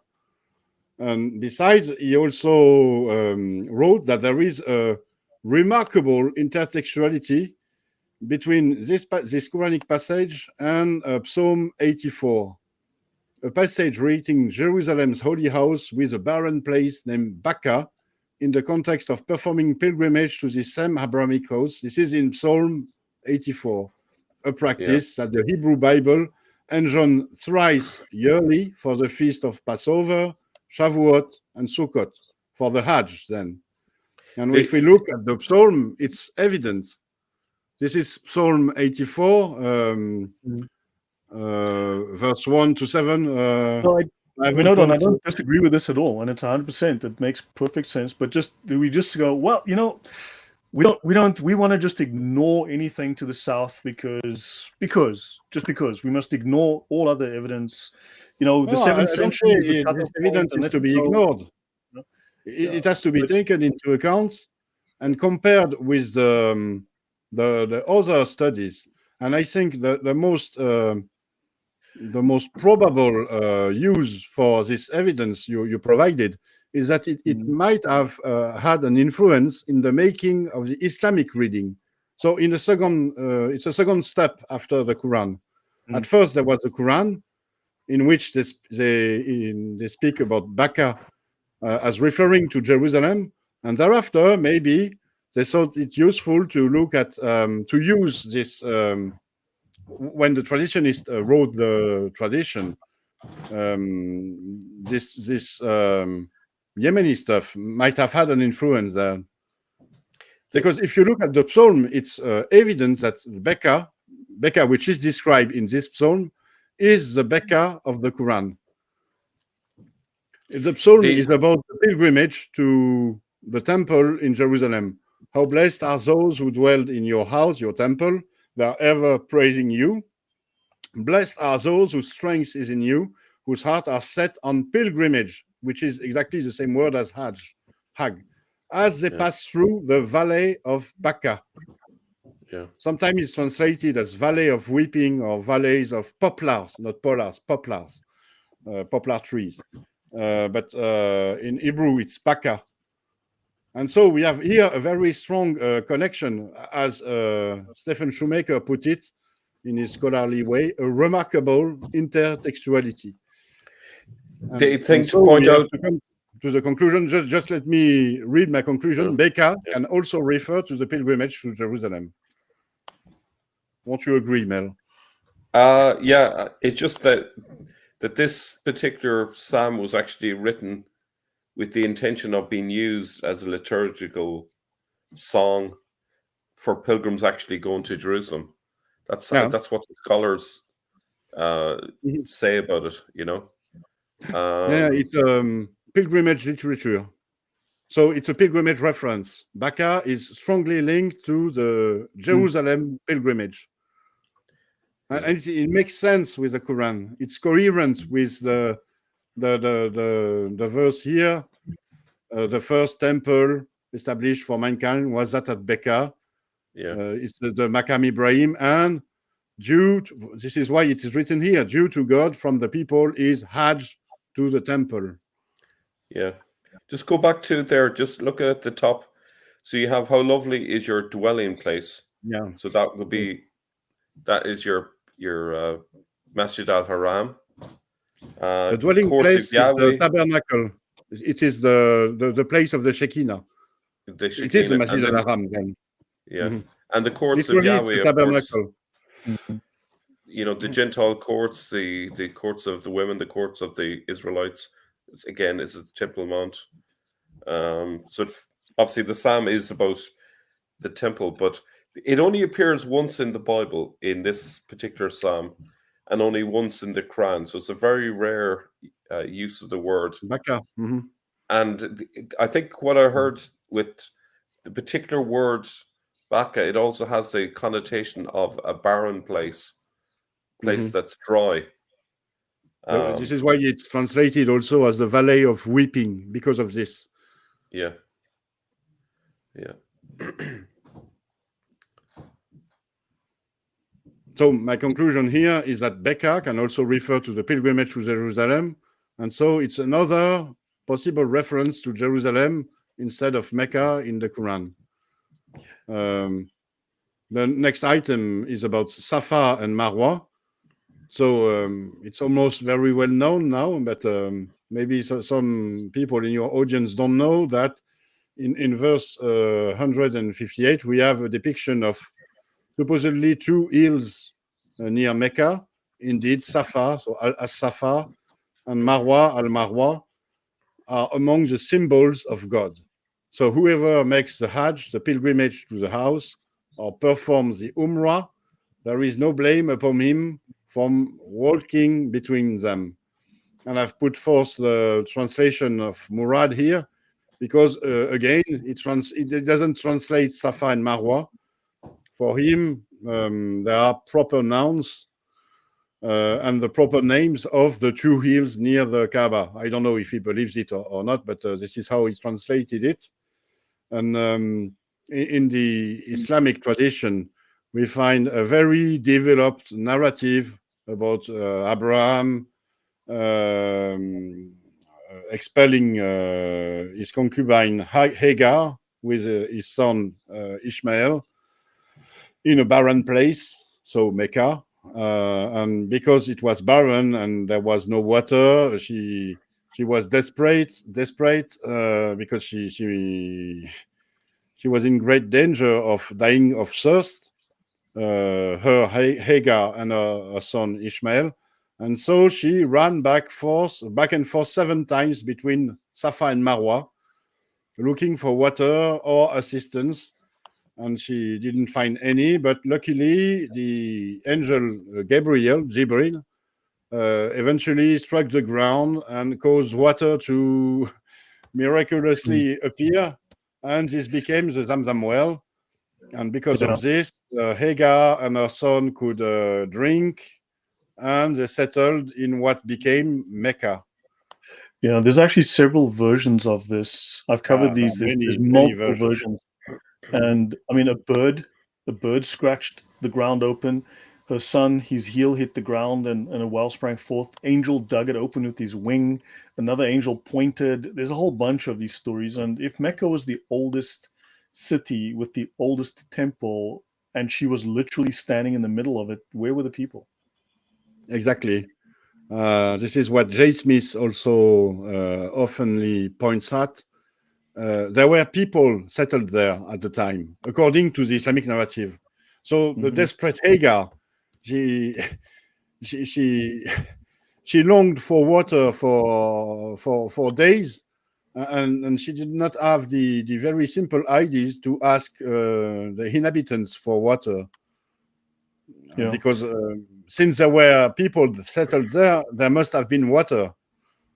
But it's another incoherence. It's a strong one in the Islamic narrative. The only water source in Mecca is the Zamzam well. It's not a source, it's a well. But So before the Zamzam well was created by the angel or by a bird or by anything, there were still people living there without water, which is miraculous. I've been out there. It's dry. One of the problems there for Muslims is actually the biblical text, which is Genesis chapter 21, where Hagar and Ishmael are sent out. They're sent out from Beersheba, which is 600 miles from Mecca. So I would hazard a guess that even if they had a very large bottle of water, it's going to run out long before they ever reach Mecca. Yeah. So that's an issue. So obviously they've transposed this story from there all the way down to the Hijaz. The story looks like an attempt to forcefully fit an Islamic narrative into the Quran. You see that this narrative put forth the idea that she had to make a circumambulation 7 times.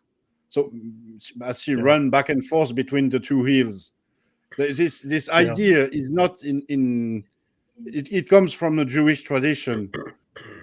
It hasn't been invented by Islam. They claim she made a 1,200 kilometer trek, right, through the desert with a young boy, 10 years old. However, we spoke of the Al-Haramain, right? Remember they speak of the 2 harams, Al-Haramain, the 2 harams, which are Hebron and Beersheba, right? Jerusalem and Hebron. Now, Abraham he died in Hebron, and he was in Beersheba. So if you look at the distance here, this is about a 43 kilometer, 27 miles. If she trekked this distance, that is quite logical because these are the 2 locations associated with Abraham, Hebron and Beersheba. That's quite acceptable. But to take a 1,200 kilometer walk, with 1 bottle of water, and then also Abraham walks with them and leaves them under the tree with some dates. So Abraham takes the trek as well. Yeah. So there's a bunch of weirdness there. There's a lot of things that don't make sense in that narrative. But that's there's a thing here also to be pointed at. Muslim and many non-Muslims, many Jews in particular, and also many Christians, they want to have a sort of literal reading of the book of Genesis as if it were an accurate depiction of historical events, as if it was written in this purpose. There was no journalist at the time recording the whereabouts of Hagar and Abraham, and from an historical point of view, a scientific point of view, you cannot assert the historical existence of Ishmael, Hagar, Abraham, and so on. This is not what the Bible is about, in my opinion. And the fact that some people desperately cling on the literal meaning of the text to sort of identify plausibility or unplausibility, I think they haven't understood the text at all, because the text is not about historical accuracy. It's something else. It tells something else. There is a sort of superficial understanding of the text, which is its literal reading, which is what Muslims do with the Quran and many non-Muslims do with the Bible also. But I don't think the book of Genesis is to be read this way. It's something else. was the world created in 7 days, for example? It's another debate. It's another debate. But if we look at Safa and Marwa, it's very easy to understand that it's not about two hills near the Kaaba. It's something else. If you look at Safa and Marwa in Mecca, those are supposed to be the hills. Actually, they are not hills. Safa and Marwa are boulders, big rocks near the Kaaba. They are not hills. Nowadays, they are enclosed in a huge mosque complex in order to accommodate for the millions of pilgrims who do the circumambulation rite, al-Masa, which is going back and forth between Safa and Marwa 7 times, supposedly like Hagar did in a search for water. This is an aerial view of Mecca. You see at the center the Kaaba, around is the Haram, and so you see here and here the roof and the roofs, the roof over Marwa and the roof over Safa, and so you have the circumambulation that is being done here. But the interesting thing is that if we look at another location, this is an aerial view of Jerusalem. Here we have on the left the former Temple Mount, now with the Dome of the Rock. Here we have the Mount of Olives. It's around here, Mount of Olives. So this is the Dome of the Rock, exactly. And it is built on the Temple Mount, and its biblical name is Mount Moriah.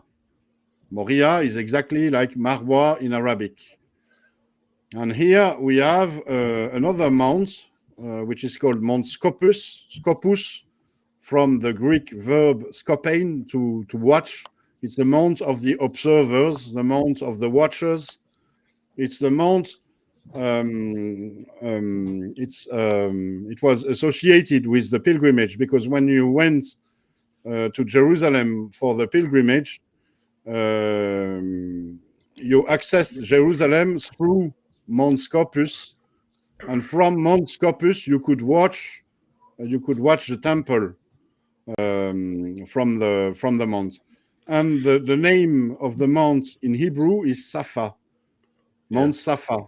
So that's we find this reference in Josephus in his Jewish antiquities.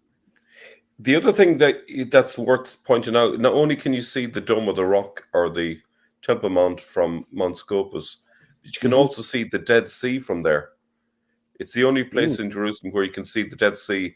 Now, that's where you find Lot's what should we call it? Lot's wife, Lot's column. Lot's column, yeah, which is also referenced in the Quran.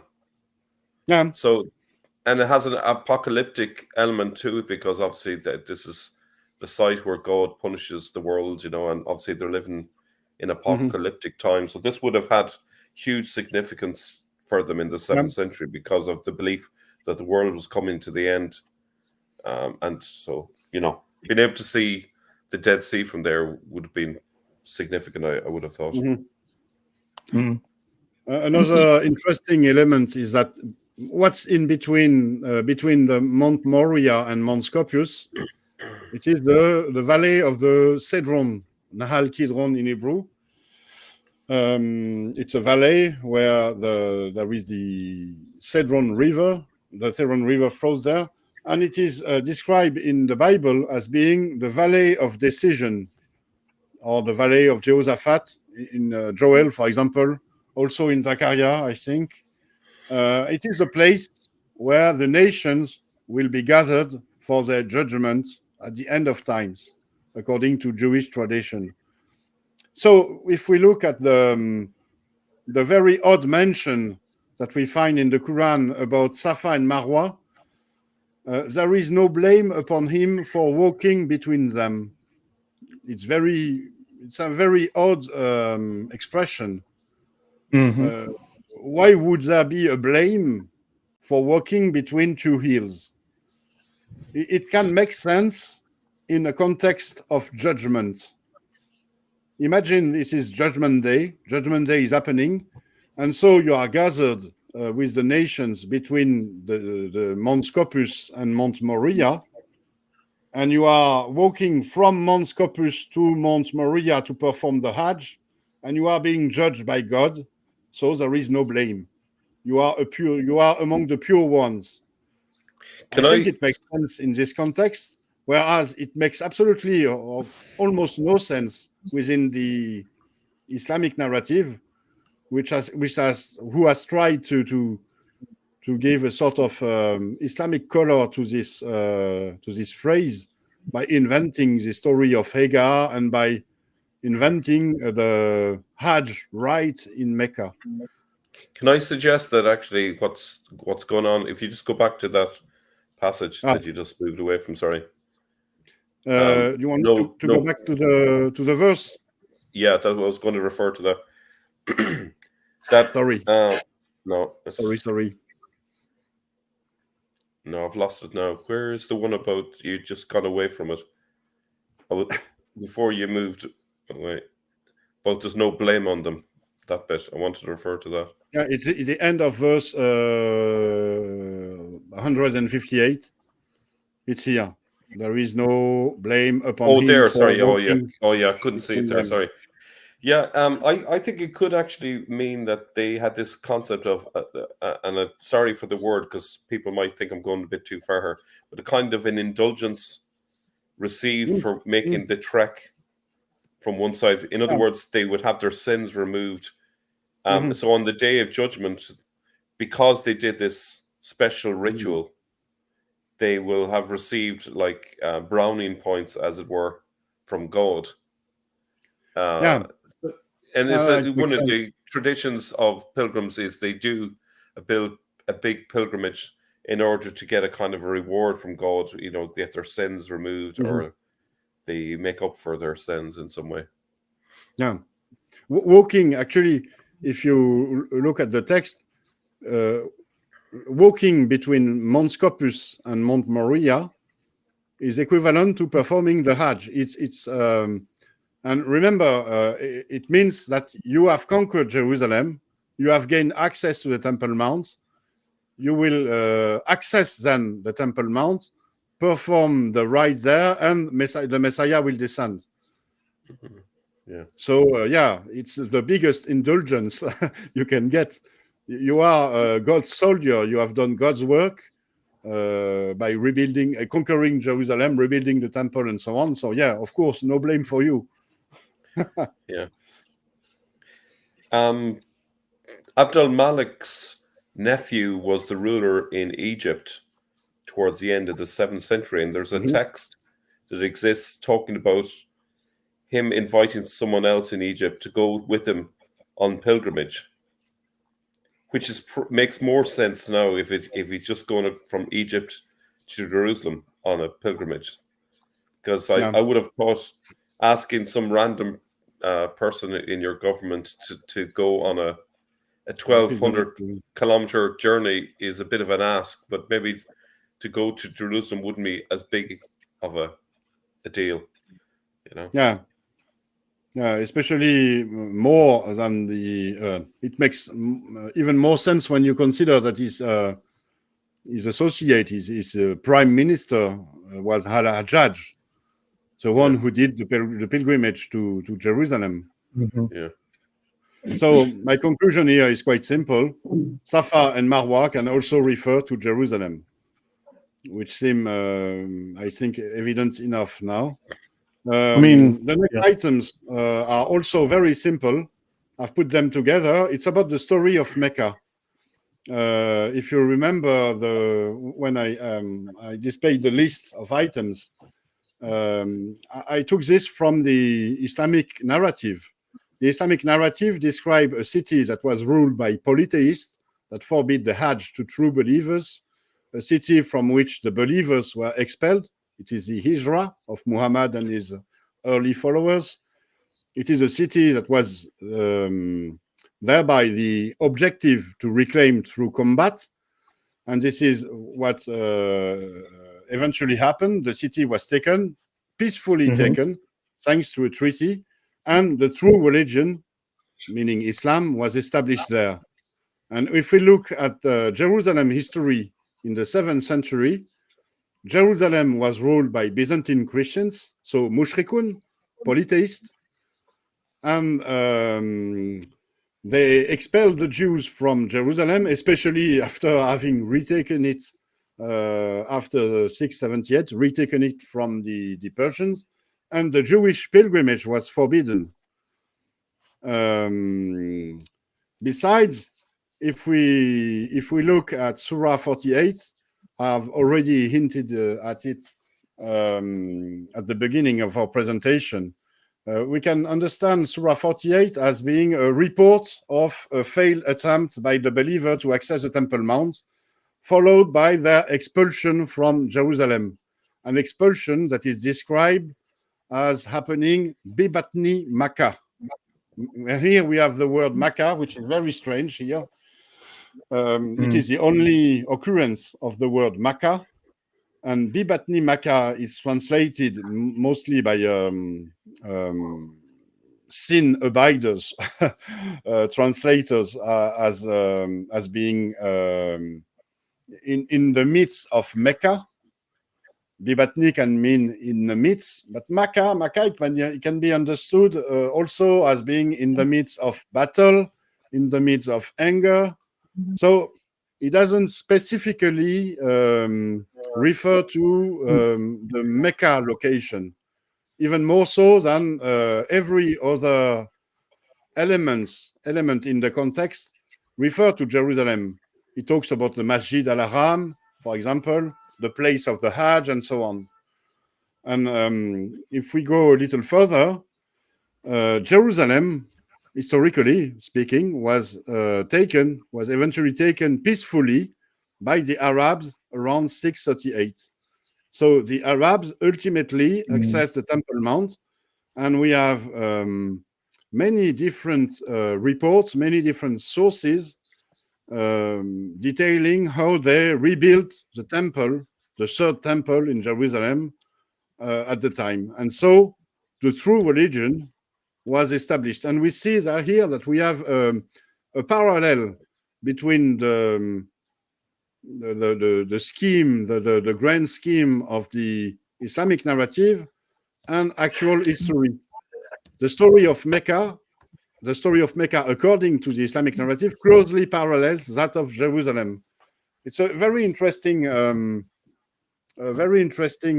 trait of the Islamic narrative. It parallels the story of Jerusalem in the 7th century. I mean, they clearly are trying to make Mecca the new Jerusalem, and they're trying to parallel. I mean, a good lie is built on some truth. But yeah, exactly. We also have they developed Mecca. I think Mecca in the Islamic narrative has become much more than Jerusalem was in the original story of Proto-Islam. Because Mecca is now the place of birth for Muhammad. Mecca has become the place of origins for Islam, whereas Jerusalem wasn't the birthplace of any preacher that preached the early believers, and it was not seen as a place of origin for the religion. Right. But actually, if I may ask something, because those stories obviously not even in the book, and he didn't exist, and the book, by the way, so well done, Odon. All of this is really just speaking about Jerusalem. So, but why did they actually create they have this book already that went around in many different versions, and then they canonized it, but it was talking about Jerusalem. And then for some reason, they took all of those stories, they changed everything, and they said, no, it's this other city in the middle of nowhere. But the thing is, they had already conquered Jerusalem, and why wouldn't they just say, no, that city that mentions here in our book, yeah, we have it. It's our city now. And then we did have a prophet. Oh yes, well, they would invent another story like they have done with everything in their narrative.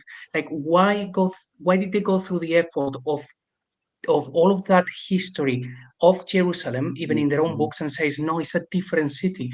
It feels like a for no extra benefit when they already rule Jerusalem. Yeah, I think I can answer it. But first, you have to understand that there is in our reflection about our study of the origins of Islam, there is this first step of the Quranic studies where we understand that it was all about Jerusalem. So because of this, we also understand that there was a second step where they invented Mecca, they fabricated Mecca. So it's very, very important to secure what we have found. We have found that it was all about Jerusalem. And because of this, it's only in a second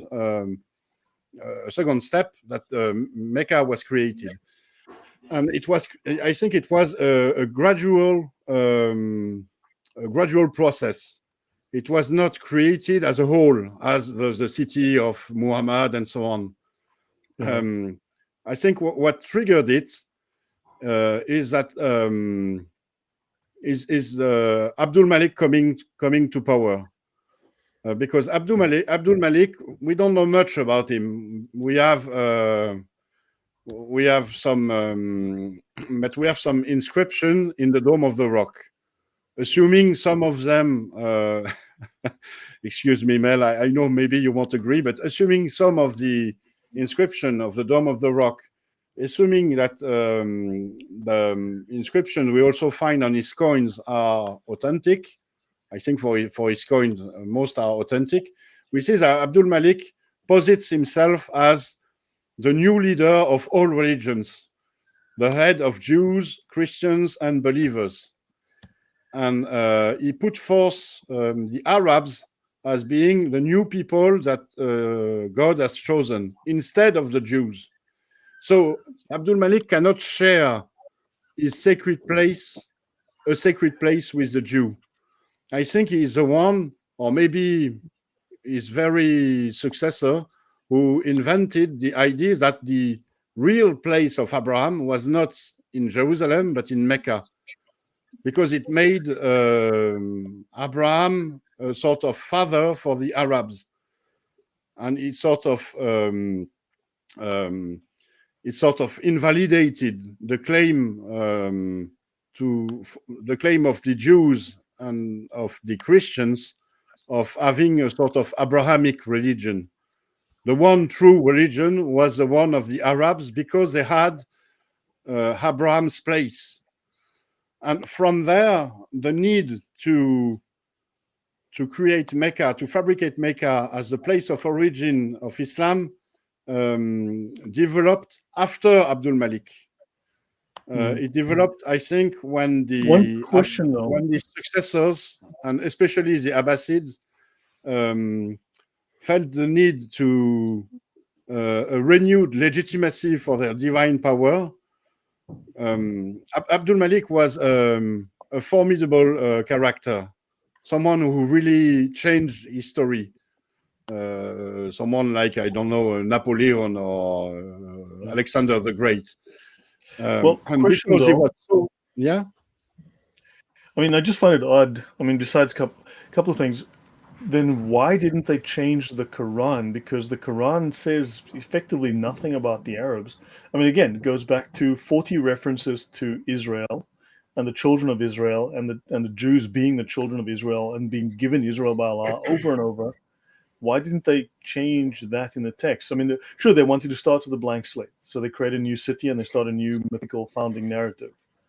But why didn't they? They didn't change it because they could not change it. They changed what they could. Okay. For example, they edited the satanic part of the satanic verses. Right. Well, then on that point, back to that then, I mean, we know, we go back, like we could see that Al-Makkah, as the Yemeni Babylonian god, he's already Allah. He was known as Allah, right? The name Allah goes back centuries before Muhammad, and the name Allah is associated with pagan gods, the head of a pagan deity, a pagan pantheon, and Allah has a wife, and Allah has kids, and all of that, and the whole bit, right? And there's in many of these regional locations where they've got Allah under whatever name he's going at the time, but they often call him Allah. He's a moon deity or whatever the case might be. So how do they then take the fact that Allah is a known deity, Allah is known to be part of this pantheon, and now they take this name and they say, okay, well, we're going to roll all of these different gods and whatnots. They haven't taken the name Allah from a pagan background. I don't think so. Where'd they get it? No. Because it's They a got proper it name. from their religion. They were Christians. Yeah. And in Aramaic that's Christianity, Al-Ilah. God is named Allah. Yeah. For Christians, God is Allah. And it's Yeah, but not. that's not- But Allah is a proper name, whereas if you look at Al-Ilah, that is the name. Yeah, it has become a proper name due to Islam, but it's not a proper name per se. It has an etymology. It means the God, meaning the one God. Yeah. But then you find other documents, other scholars will dispute that, and they'll say, no, Allah is a proper name, whereas Al-Ilah would be the God, and that God is Yahweh. The Christians knew Yahweh. So But explain to me, I would like to have a discussion with the scholars, because how would they explain that there still exist Christian Arabs whose Christianization dates from before Islam, and in their religion, Christianity, they call God Allah or Allah. And there are also Aramaic Christians. They still exist nowadays, even though they are being persecuted. And they still call God Allah. And that's a title for God, or a proper name for God? It's not a proper name because it has an etymology. It means the God, the one God. But the region where Mo came from used the name Allah, and the name Allah referred to these pagan gods and so on. So, I mean, you've got the name already existed, Allah, in that region or all over that region as Allah. So, I mean, why would they pick? Yeah, maybe it was easier for them to call God Allah when Arabs were Christianized. So starting from the 1st century up until Islam, the one who brought the gospel to them were mostly Aramaic-speaking Christians. So they taught Arabs about God being Allah.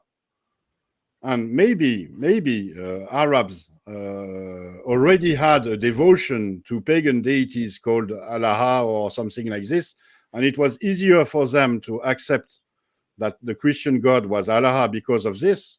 But it doesn't mean that Allah comes from a pagan God, because there is almost nothing pagan in the literal Quran. We see that the Quran is from a Judeo-Christian background, not from a pagan background. It talks about the Bible, about biblical stuff, and the depiction of God that we find in the Quran comes from Judeo-Christians, Aramaic-speaking Christians, and also Jews, but not from. It has nothing pagan in it. I think you also have to apply the meaning that they give a word in the 7th century. What meaning they gave to it 1,000 years or 2,000 years before? It was that name was present quite close historically. I mean, it was present all across, and it was well known at that time. But the thing is, as Odon has pointed out, Allah, it has been used for centuries by Christians, so it's practically equivalent to Allah. Allah is just the Arabic equivalent to the Syriac. Yeah, but Allah, as we know, it was in use in that region as well. So, it's just a little bit of an oddity that it's there. And I mean, I just find that the scholarly view is to let's ignore all that stuff. Let's pretend it doesn't exist, and that's the general consensus. Anyhow, I just want to finish my point on how Mecca became Mecca. We have to look at the big picture of the creation of Islam. Islam in its final form was not needed by the caliphs before, I think, the Abbasids, or maybe some of their predecessors. The Abbasids took power from the Umayyads, so the successors of Abdul Malik. They massacred almost every descendant of Abdul Malik, because they wanted to have absolute divine power over the caliphate, as the Umayyads did. But the justification, the Umayyad justification for the divine power of the caliphs was the very particular, very specific nature of Abdul Malik's character, because he was so powerful, because he made such grand claims about his own power as being a divine power, as being a God-given power. His Umayyad successors could sort of claim legitimacy for their power by being the successors of Abdul Malik. But when the Abbasid took over, they could not claim a legitimacy for their caliphate from Abdul Malik's succession, since they had massacred every descendant of him, almost every descendant of him. They were in need of another kind of legitimacy. They needed God to have directly revealed that they were his divine rulers. They were actually the one who needed a prophet and a book and a revelation. And so they also needed a place of origins and circumstances for the revelation. And they were the one who ordered the early layers of tradition to be written. They were the one who invented the title that they were Khalifat Muhammad, as successors of Muhammad. Before the Abbasid, there was no use of the title Khalifat Muhammad. The caliphs were Khalifat Allah, caliphs of God, God's deputies on earth. And this is how Mecca was invented. So at first, Abdul Malik, I think, invented that it was the real place of Abraham, and thereafter his Abbasid successors invented the whole Islamic history. So Muhammad being born there, preaching there, receiving the revelation, and so on. So JC, this is my answer to your question. It's a bit long, but the story is complex, but it's quite easy to understand when you get the big picture.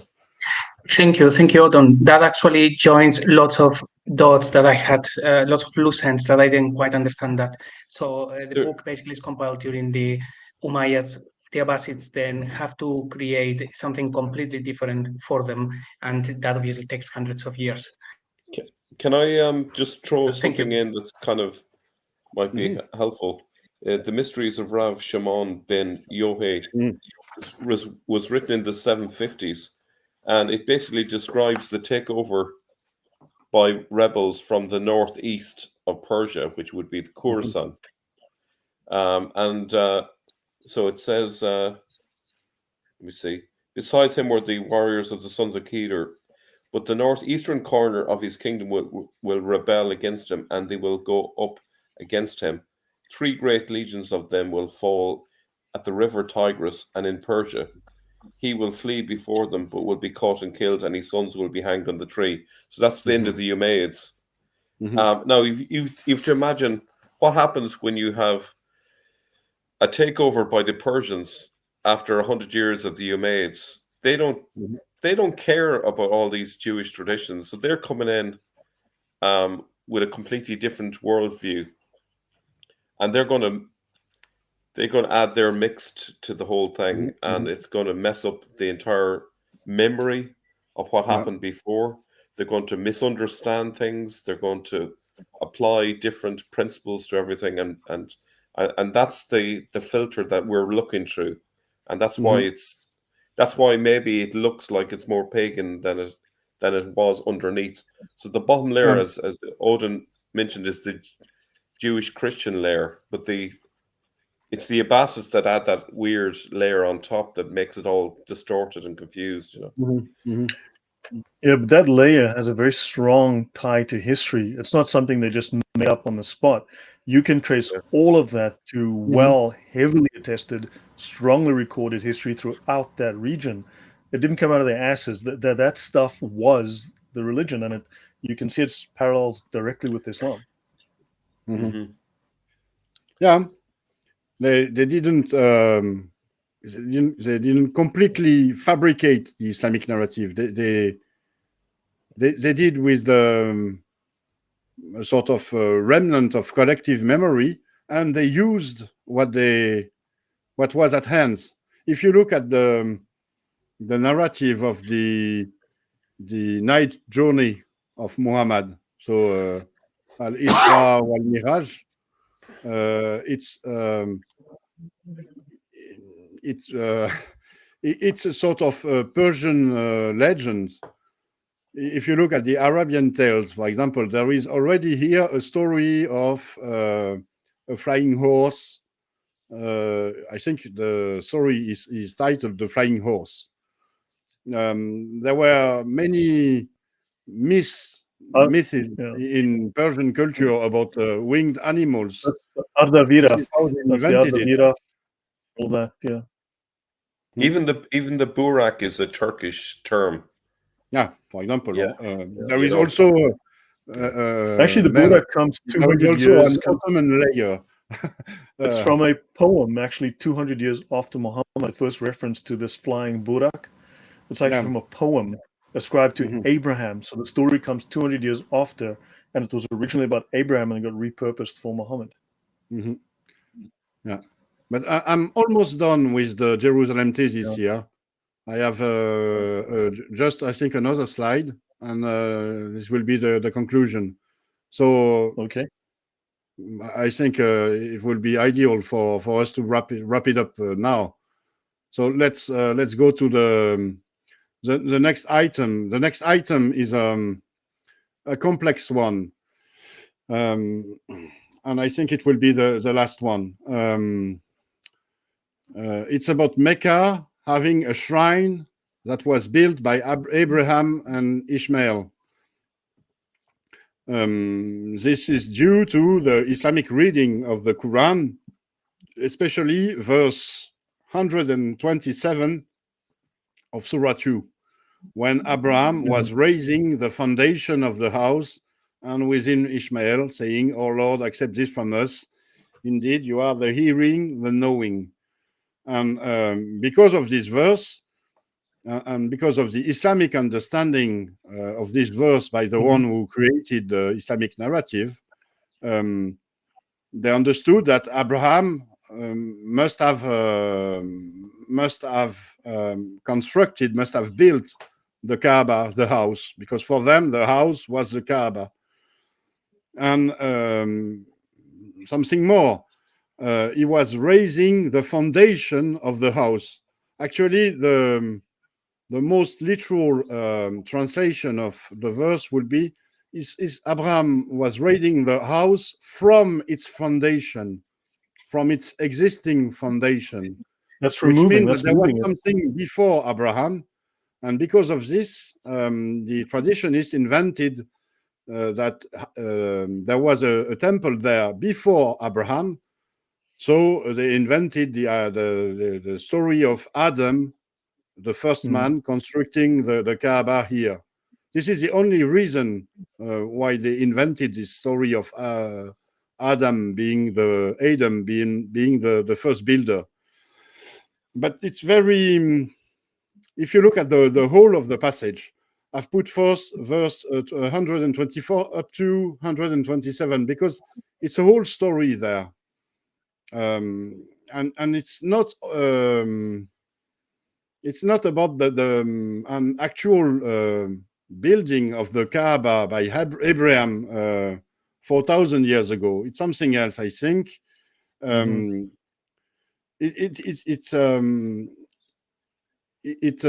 issue here is the identification of Abraham and Ishmael. Are they the biblical characters, or might there be something more to them? When we look at the verse, Abraham is described as being a leader for the people, not including the wrongdoers. It's here on verse 124. God says, "Indeed, I will make you a leader for the people with a covenant." And Abraham said something about his descendants. It's very strange, actually. Who would have an interest of claiming to be a descendant of Abraham and being among the good descendants, not being a wrongdoers? You see here that the Quran sort of institutes that there are some rightful descendants of Abraham who can claim his legacy and are opposed to wrongdoers. So it's a very convenient text because it institutes a leader for the people. The one who are the rightful descendants of Abraham can claim his leadership for the people.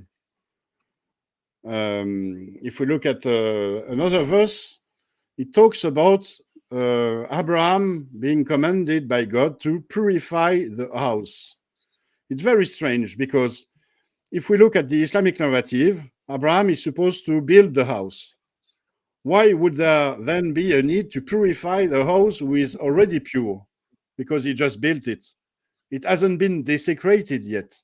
It doesn't need purification. So the question here is, are these verses referring to the biblical Abraham constructing something 4,000 years ago? Or is it a sort of allegory, an image, or an analogy for the one who claimed to be the rightful descendant of Abraham, claiming to be leaders for the people, claiming not to be among the wrongdoers, having the mission to purify the house? The house, we already saw that it mostly refers to the temple in Jerusalem. And there, with these things in mind, let's take a deeper look, a closer look at this strange verse about Abraham building the house.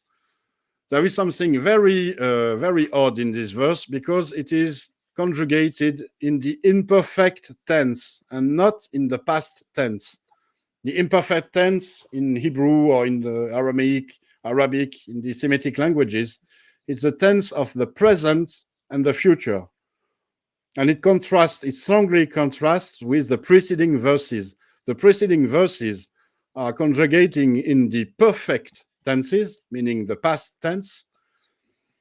And this one is not. And we have to understand it this way. Then Abraham is not has built,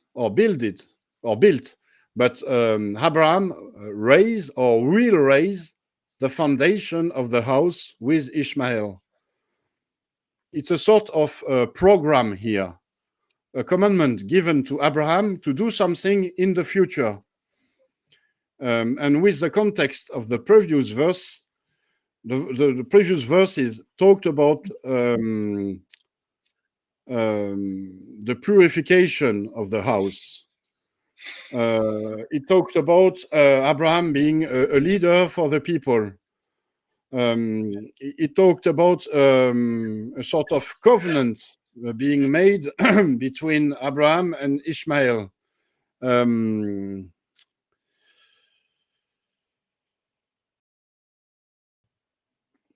My question here is maybe Abraham and Ishmael refer to existing characters at the time of the preaching of the Quran.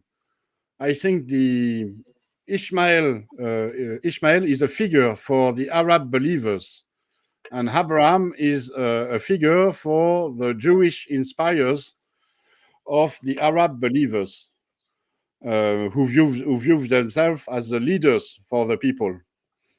And if we look at it this way, verse 125 take from the standing place of Abraham a place of prayer, and we charge Abraham and Ishmael. Here there is a notion of divine covenant. We, meaning God, urges, he sort of gives a sacred mission to Abraham and Ishmael: purify my house for those who pray in there. And this is the program of what we saw happening in the 7th century. In the 7th century, we saw around 638 a Judeo-Arab alliance conquering Jerusalem and rebuilding the temple there. And this is sort of announced in the Quran. The Quran is a sort of exhortation, a program for the constitution of this Judeo-Arab alliance as being a covenant willed by God, and a program that urges the believers to access the Temple Mount, so to conquer Jerusalem and to rebuild the temple. And with this reading in mind, we could thus conclude that the Quran could describe, a sort of announce or prescribe, even prescribe the conquest of Jerusalem and the building of a third temple. So it's a bit of a complex issue, but it's very interesting, and it makes even more sense when we look at the whole of the Quran, when we look at the whole of our interpretation. When it's talking about the house, it's obvious it's not about the Kaaba, it's about Jerusalem's temple, and so on. And with this in mind, we have almost done our Quranic study about Mecca and Jerusalem in the Quran. And we have established that every Quranic and Islamic narrative description referring to Mecca also refer to Jerusalem. So in a scientific way of putting things is making hypothesis. One hypothesis would be that the Quran describes a city that can be that has the characteristic of both Mecca and Jerusalem. So this hypothesis tells us that in the 7th century there were two cities that shared the exact same features, and it is described in the Quran. It is a very far-fetched hypothesis. And the other hypothesis that we can make is that the Quran is absolutely not about Mecca, but only about Jerusalem. And when you look at the whole of the text, those are the only two hypotheses that one could make. And by comparing the two, I think one is much more probable than the other. Let's put it in this. I mean, there were other Kaabas and there were other major temple cities. There were other major temples in the region. And I mean, they also went out their way to destroy them. There were other Kaabas and so on. But were there other Kaabas in a place that is supposed to be Maqam Ibrahim, with the Masjid al-Haram, with the Bayt? No, I think those are taken from Jerusalem. Hajj and Umra, the direction of prayer, Becca, Safa, Marwa. No. Odon, I'm not disagreeing that it's Jerusalem. I do not disagree. That's the thing. If you take every aspect of the problem, it's compelling. I don't disagree with you at all. Everyone has to admit it's about Jerusalem and not Mecca. But they had this is not the conclusion yet, because if you have been but also they had to get rid of all of the contradictory evidence. They had to get rid of other evidence that undermined them. So they also had to make moves there, because there were some other things going on that didn't quite sit so well with them, it seems. I've just taken the Quran into account. I've not looked at other texts and so on. But if you've paid attention to the presentation, you will see that there is one item missing. I have to put it here because I want to be thorough and rigorous. The 15th item was that of Arafat. It is the ultimate item. And it is very, very strange, actually. If you look Arafat at means everything, but something. Yeah, of course. Assassin, something like that. Excuse me, I didn't get your point. Doesn't it, something like assassin? Arafat also means like assassin. Yasser Arafat, killer, assassin. Yes, meaning. Actually, Yasser Arafat. I don't know whether he took the name Arafat or it was his actual family I mean, he was a name. creation of the Russians. I mean, the Russians created him. Russians groomed him, trained him. You know, he's an Egyptian. But the name was chosen because of the Islamic reading of the Quran. When you read the Quran, there is only one verse with one occurrence of Arafat. So it's an apex in the Quran. And it's a very strange word in Surah 2, verse 198. There is no blame upon you for seeking bounty from your Lord during the Hajj. But when you depart from Arafat, remember God at Al-Mashar al-Haram. I should have added Mashar al-Haram in the descriptions of it's a bit like Masjid al-Haram. It's almost, it points at the same location.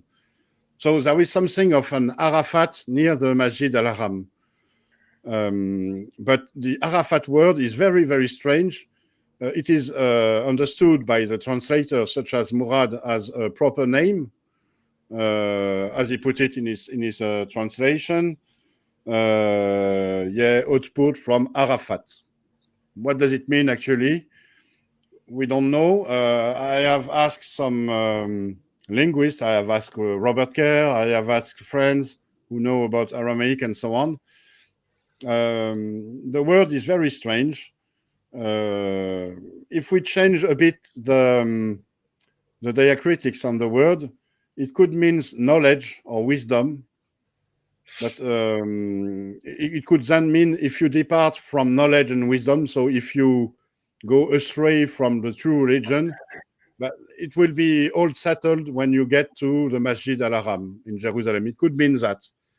But here, this is the only thing in the Quran, the only word that I haven't solved the issue. So I put it forth for your audience if you have ideas and proposition. But this is the only thing that I don't know exactly what it is about. But for the rest of it, and the rest is compelling, it's all about Jerusalem. So I think this Arafat word expression must have something to do with the Jerusalem Thesis also. But I don't know it yet. And so because of this, I had to have a word about it. And this concludes the presentation for the Jerusalem Thesis. I'd like to share something that actually might confirm what you were saying. If I can, let me just show you this here. So this is let me just see, Jacob of Edessa on the Qibla. Okay. Mm-hmm. Now he says the Jews who live in Egypt, as likewise Magre there, as I saw with my own eyes, and will now set out for you, prayed to the east. Now he's talking about Egypt. So praying to the east would be praying towards Israel, basically, or somewhere in Israel, and still do both people. The Jews towards Jerusalem, and the Magre towards the Kaaba, and those Jews who are in the south of Jerusalem pray to the north, and those in Babylonia pray to the west. And also the Magre who are there pray to the west, say, towards the Kaaba, and those who are in the south of the Kaaba pray to the north, towards the place. So basically, the only distinction is the Magre pray to the Kaaba, which just happens to be the same location as Jerusalem, or at least it seems to imply that. Could be. So this is, I'm not sure what the dating of this. I think it's like the latter end of the 7th century. Yeah, it's the end of the 7th century. Jacob of Edessa.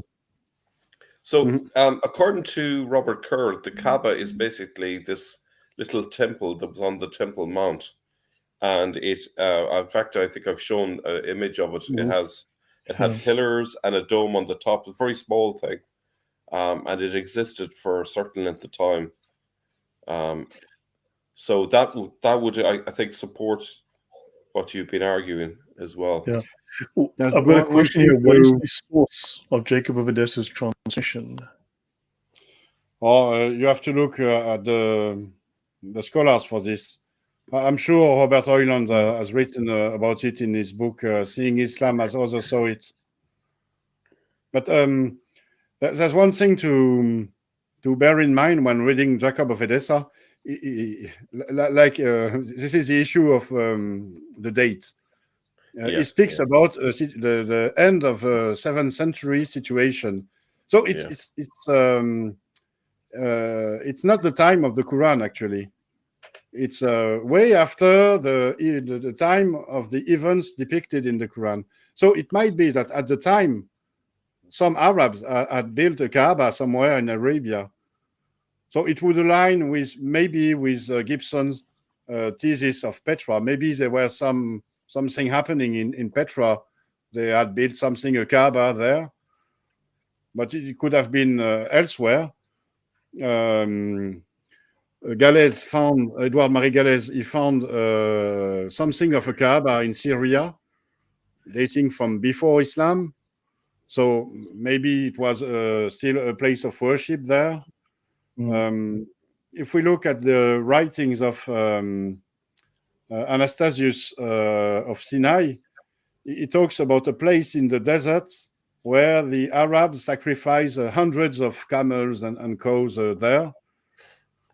Maybe it could refer to this Kaaba also. But the thing is, with early Islam, there is a sort of fog of war. We don't have a clear picture of everything. Yeah. And I don't think we'll get it. But we'll have to rely on whatever solid evidence we have. And I think with the Quran, we have some, it's not much, but it's some solid evidence that at the very beginning, it was all about Jerusalem and not Mecca. And that Mecca is a fabrication, a complete fabrication. Yeah. Someone asked, what do you think? And actually, I'm not sure if it was a trick question, someone trying to deflect to be smart. He said, what do you think about DNA tests proving that Arabs have Semitic DNA? I mean, like duh. I mean, it's like you're looking at that region, there was lots of interbreeding, there was lots of travel, there was lots of cross-pollination. I mean, and besides, Arabs have been known to invade, rape, and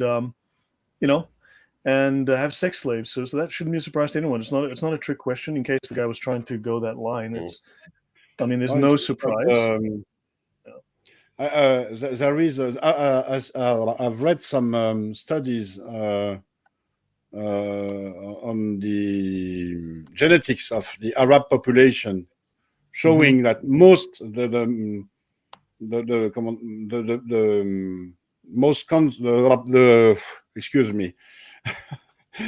Arabs are most concentrated in Arabia, in the Arabian Peninsula, and we find some Arab genes in Mesopotamia, in the Levant, in Lebanon, in Syria, in Egypt, in Algeria. I mean, they were trading and traveling in all of these regions. Yeah, of course. And trading and traveling. So, it doesn't mean that, oh no, we're Jews now. It just means they're genetic markers. I mean, I think he's also going to probably try and exaggerate the point. That's all. No, but there's no question here that the Arabs, the original Arabs, before Islam took over, were Semitic people. They spoke a Semitic language. Yeah. I need to deal with one thing that's a pet peeve. This man says Islamist, brother Lloyd, not Arabs.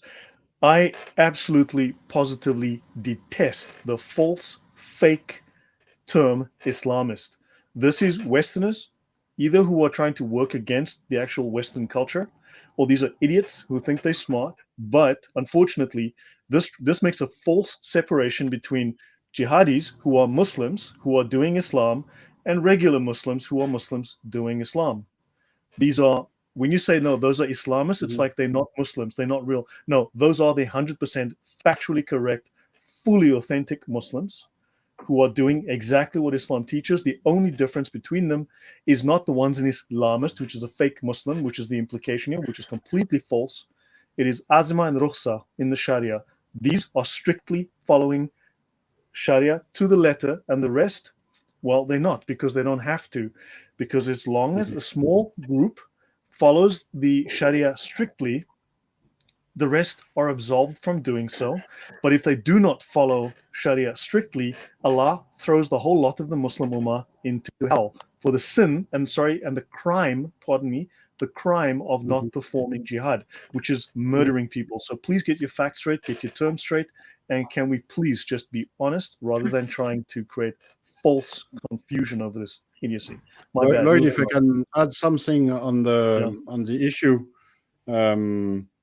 You've read all Sharia manuals and so on. You know about the communal obligation, Fard al-Kifaya. Fard al-Kifaya, yeah, correct. Yeah. And actually, even non-Islamist Muslim obey the Sharia. What they have to about jihad. No, they earn reward. They will reward because... let me get my point. If you take the Muslim community, it has an obligation as a whole to wage jihad. Yes. So some of them among the community have to carry on with jihad, to wage jihad. And the other, they have an obligation to support them or at least not oppose them. And by not opposing them, which is what they do, they are following the Sharia. So they are Islamists also. No, they are. They technically, yes, actually, that is very. You're right. They are jihadis. No, they are jihadis because there's 13 or 14 kinds of jihad. I mean, there are major categories, right? Jihad of the mouth, as Bill Warner will say, jihad of the pen, jihad of the sword, jihad of money, right? But there's at least 13 or 14 categories, so they are also getting reward. And as you say, in zakat, whatever charity portion goes to waging war. So yeah, I mean, this term, I don't know why people use this term, but it annoys me. And it tries to make this fake separation between these are all the jihad is the primary doctrine in Islam. Shall we say enforcing the Sharia on the world is the primary doctrine in Islam? That is the Great Commission, and the mechanism is jihad. Islamically speaking, if you absolutely want to make a distinction between Islamists and Muslims, or Islamists and non-Islamists, the non-Islamists would be those Muslims who don't exist, who physically oppose to jihad. But I haven't seen any. Yeah, but there's no such word. Muslim legions fighting against Daesh, for example, or ISIS. Yeah, sorry, that just annoys me because we're working against ourselves with this kind of idiocy. Yeah, no, that's very interesting. So that's very interesting. I mean, really, a lot of food for thought. Some stuff they're very new as well. It's a bit dense. I'm sorry for the density and complexity, but the conclusion is very simple. If you take the Quran, which is the oldest source that Islam can claim for Mecca, the Quran is not about Mecca; it's about Jerusalem. So every claim to the authenticity and historicity of Mecca falls apart because of this. No, agreed. A simple conclusion. No, I mean it makes a lot of sense, and it's obviously trying to become the new Jerusalem, and then of course trying to do a one-up on that as well. Actually, there's two new Jerusalems essentially. Baghdad was called the City of Peace, which is what the original Jerusalem meant. So they had two shots at this. They created Baghdad, and probably later they created another City of Peace, Mecca in the desert. The other thing that we haven't really referred to is the issue of why in the desert. If you look at a lot of the Jewish Baraita, part of the messianic story is that before the Messiah ben David comes, the Jews would go into the desert, and then Elijah would come, and then the Messiah ben David. So probably the location of being in a desert was because of their expectation that this is the ideal location for the Messiah to come, you know. They wanted to reenact the Exodus. They had to go Yeah. into the desert for purification and so on, and then claim the Holy Land by crossing the Jordan River and so on, which is what they did. Yeah. There was this battle in 629 at the Muta Passage on the Jordan River, which makes absolutely no sense in the Islamic narrative. In the Islamic narrative, the Arabs were supposed to, the believers were supposed to focus on Mecca, and they wanted to reconquer Mecca. Yeah. And instead, we find them 1,000 kilometers from Mecca on the Jordan River, trying to cross into the Holy Land and being defeated by the Byzantines. Yeah. Can I just read something? You mentioned Baghdad. I just want to find, because I have to transfer it from one computer to another. And there it is. There it is. This is something something we discussed. I'll just show it on the screen quickly as soon as I can bring it up. There we go. Let me share my screen. There we go. There we go. Just something odd. I mean, this is now this is an anecdote from someone, but this is someone that left a comment, and they said the God in Islam is called Allah. Yet my grandmother would always exclaim Yahoo when I would say or do something extraordinary or outrageous. This is from a talk that we did, I think, some time ago. And when informally referring to God, we would call God El-Il or Ela, okay, which means I in Somali. We would call the sun Korra, which means the neck of Ra, right? Even the country of Djibouti in southern northernmost Somalia is the Egyptian name for Thoth. When someone or something is very extraordinary or very disastrous, we call it Baalayo. In ancient Canaanite, Baal is the title for Lord. Most, if not all, Somalis do not realize the history of these words. Could all these words in the Somali language be remnants of our ancient Cushitic, Canaanite, Kemetic past? I mean, this is just above Ethiopia. So back in the day, you had all of this Southern Arabian influence, all of these gods that were mixed across Africa and Arabia. Before Islam destroyed all knowledge of it, right? Before Islam destroyed all knowledge of it. Edit, I just read that the word Baga means Lord in Sanskrit. In fact, the name Baghdad means Lord given. What is surprising is my mother would exclaim Baga, Baga when astonished or surprised. I never knew what the hell she meant by that, but now I do. This is what we already talked about. Islam is a soup with many ingredients. There is a historical base and many vegetables and other stuff were added in the soup in the course of history. Baghdad is a bit of a confusing one for etymology because there's so many options. I've heard dozens of different parallel etymologies, and they could all be right. Right? They could all be right. Like from year 1 to year 10, it was this, and then from year 11 to year 20, it was something else, and then they could all be right at some given point. So anyway, just thought I'd show that because this was interesting to me. This was after discussion, and I think I mentioned some stuff about the Semitic origins. I mean, the Egyptian origins, Islam, and all of that nonsense. And we discussed some, and this woman mentioned this, and this is really old guy. Apologies. It's very interesting, that these terms still carry over. So, I mean, there's this carryover from this is 2,000 years ago, and it's still in the language today, and no one knows where it comes from.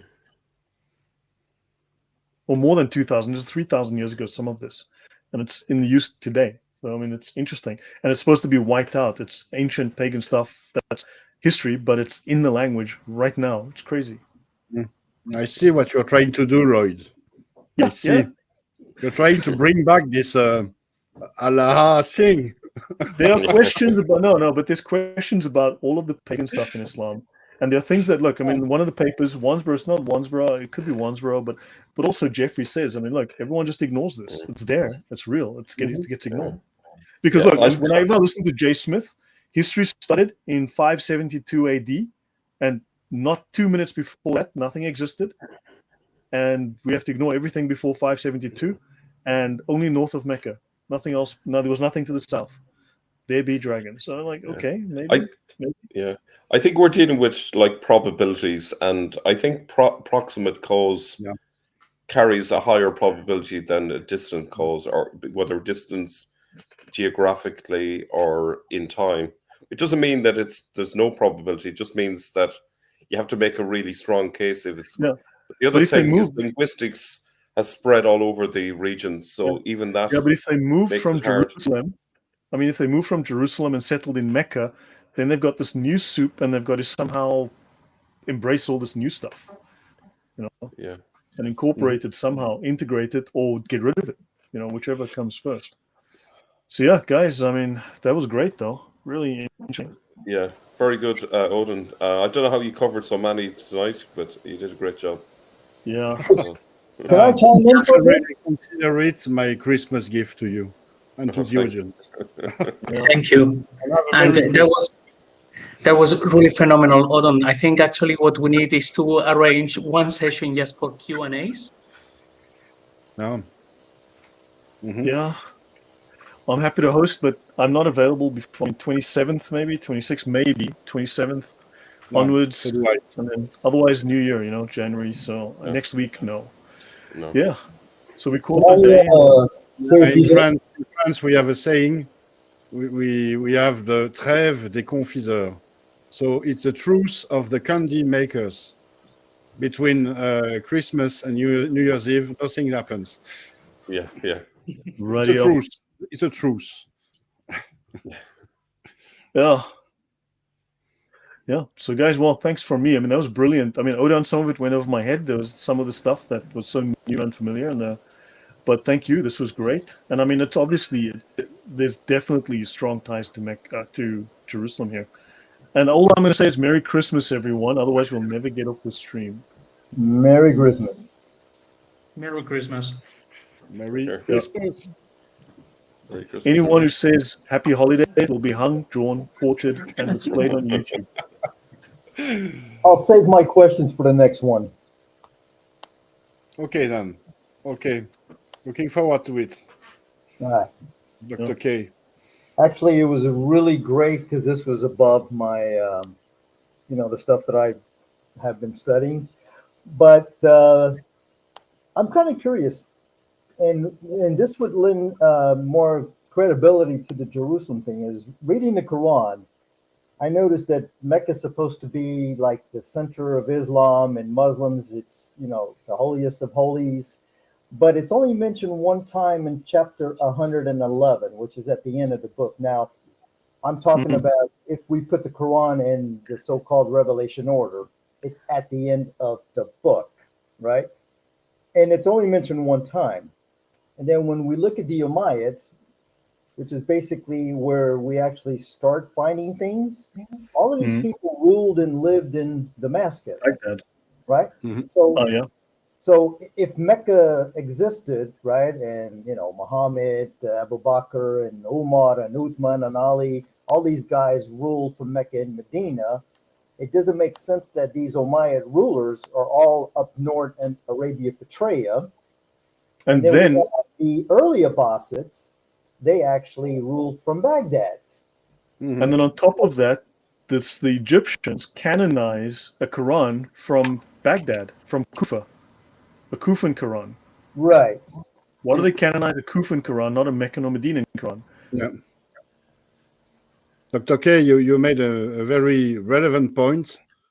Should Mecca have existed according to the Islamic narrative, it should have prospered and thrived with the Arab conquest. And we have absolutely no evidence for Mecca before Islam. But what's even more odd is that we have absolutely no evidence for Mecca after Islam. Meccan trade should have prospered and developed with the first caliphs, for example. We have absolutely no evidence for this. The cities should have thrived, but there is nothing to support this. Right. One question: why is it that we don't have hardly? It's almost like somebody destroyed all of the evidence from the Umayyad period. I I mean, these guys ruled for about 89 years, right? Yeah, we have some coins, we have some inscriptions, we have the inscriptions of Mawawi on the dam with the cross. But I mean, shouldn't we have tons of writings that have existed? Because it seems that everything that we know about Islam comes much later during the Abbasids from areas that are like distant from Mecca and Medina by But also, all writings disappear from Arabia for almost 200 years. I mean, someone seems to delete the lot. Yeah. There's a sort of black hole.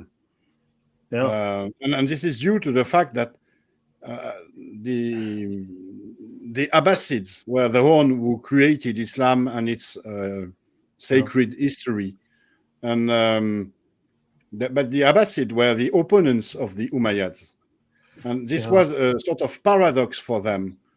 They had to invent an history in which the Umayyads were depicted as bad Muslims, but not bad enough because they transmitted Islam to the Abbasids. And this created a sort of filter, like you put it, Mel, a filter. We know history, we know the Umayyad history through the Abbasids, but the Abbasids completely distorted the memories of the Umayyads in order to serve their own agenda. Yeah. Can I just jump in as well?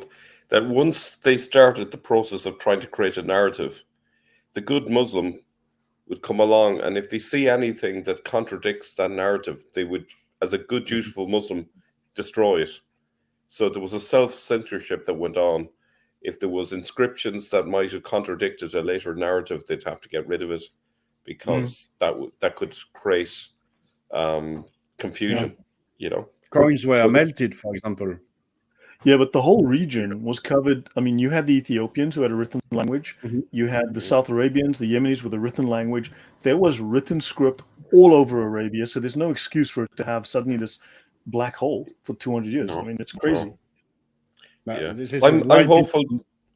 I'm hopeful that amongst the millions of pages of Syriac text, there's going to be a gold mine discovered. A book that hasn't been read, because an awful lot of it hasn't been read for centuries because there's less Syriac speakers. There's an awful lot of work yet to be done. It'll be, I think something will crop up eventually. Yeah. Well, they're starting to find in Jordan, I know in the desert, lots of rock inscriptions that are very odd. So, I mean, now they're combing through deserts. And I mean, in Arabia, they destroyed a lot of inscriptions already. So. Well, I always found Yehuda Nevo's research very interesting about the fact that the Muhammad inscriptions start showing up in the 730s. There's almost nothing to do with Muhammad prior to that. It just came out of nowhere. That's very telling. That's to me like a red flag. It shows that under the Umayyads there's some sort of tradition, but even there it could be just Mahmud and it could be a messianic reference. It's not even the Muhammad of Islam just yet. But a scholarship, excuse me, advances at a real fast pace. There is still many things to do, Syriac text and so on. We hope AI can solve some of that problem. If they can learn the script and they can start going through, because AI can do that if the script is uniform. Yeah. But I just wanted to show you a new initiative that has been that a friend showed me. It's called Oceana, Online Corpus of the Inscription of Ancient North Arabia. Scholars from the Ohio State University. Do you want me to share my screen? You are sharing it. I'm seeing it. Okay. They have put together a database of ancient inscriptions. So I'm not very familiar with it yet, but it's. Let me just show you the. Just look at Oceana or Oceana. I don't know how to pronounce it. YouTube channel. there is this video presentation of the database where they have every inscription that they have found on stone. So it's epigraphy, everything. It's amazing. And thanks to this, it's a bit like the Corpus Coranicum initiative. Thanks to this, many independent researchers, such as Mel, for example, or me, will be able to get our hands on very high-end stuff. Very, very interesting.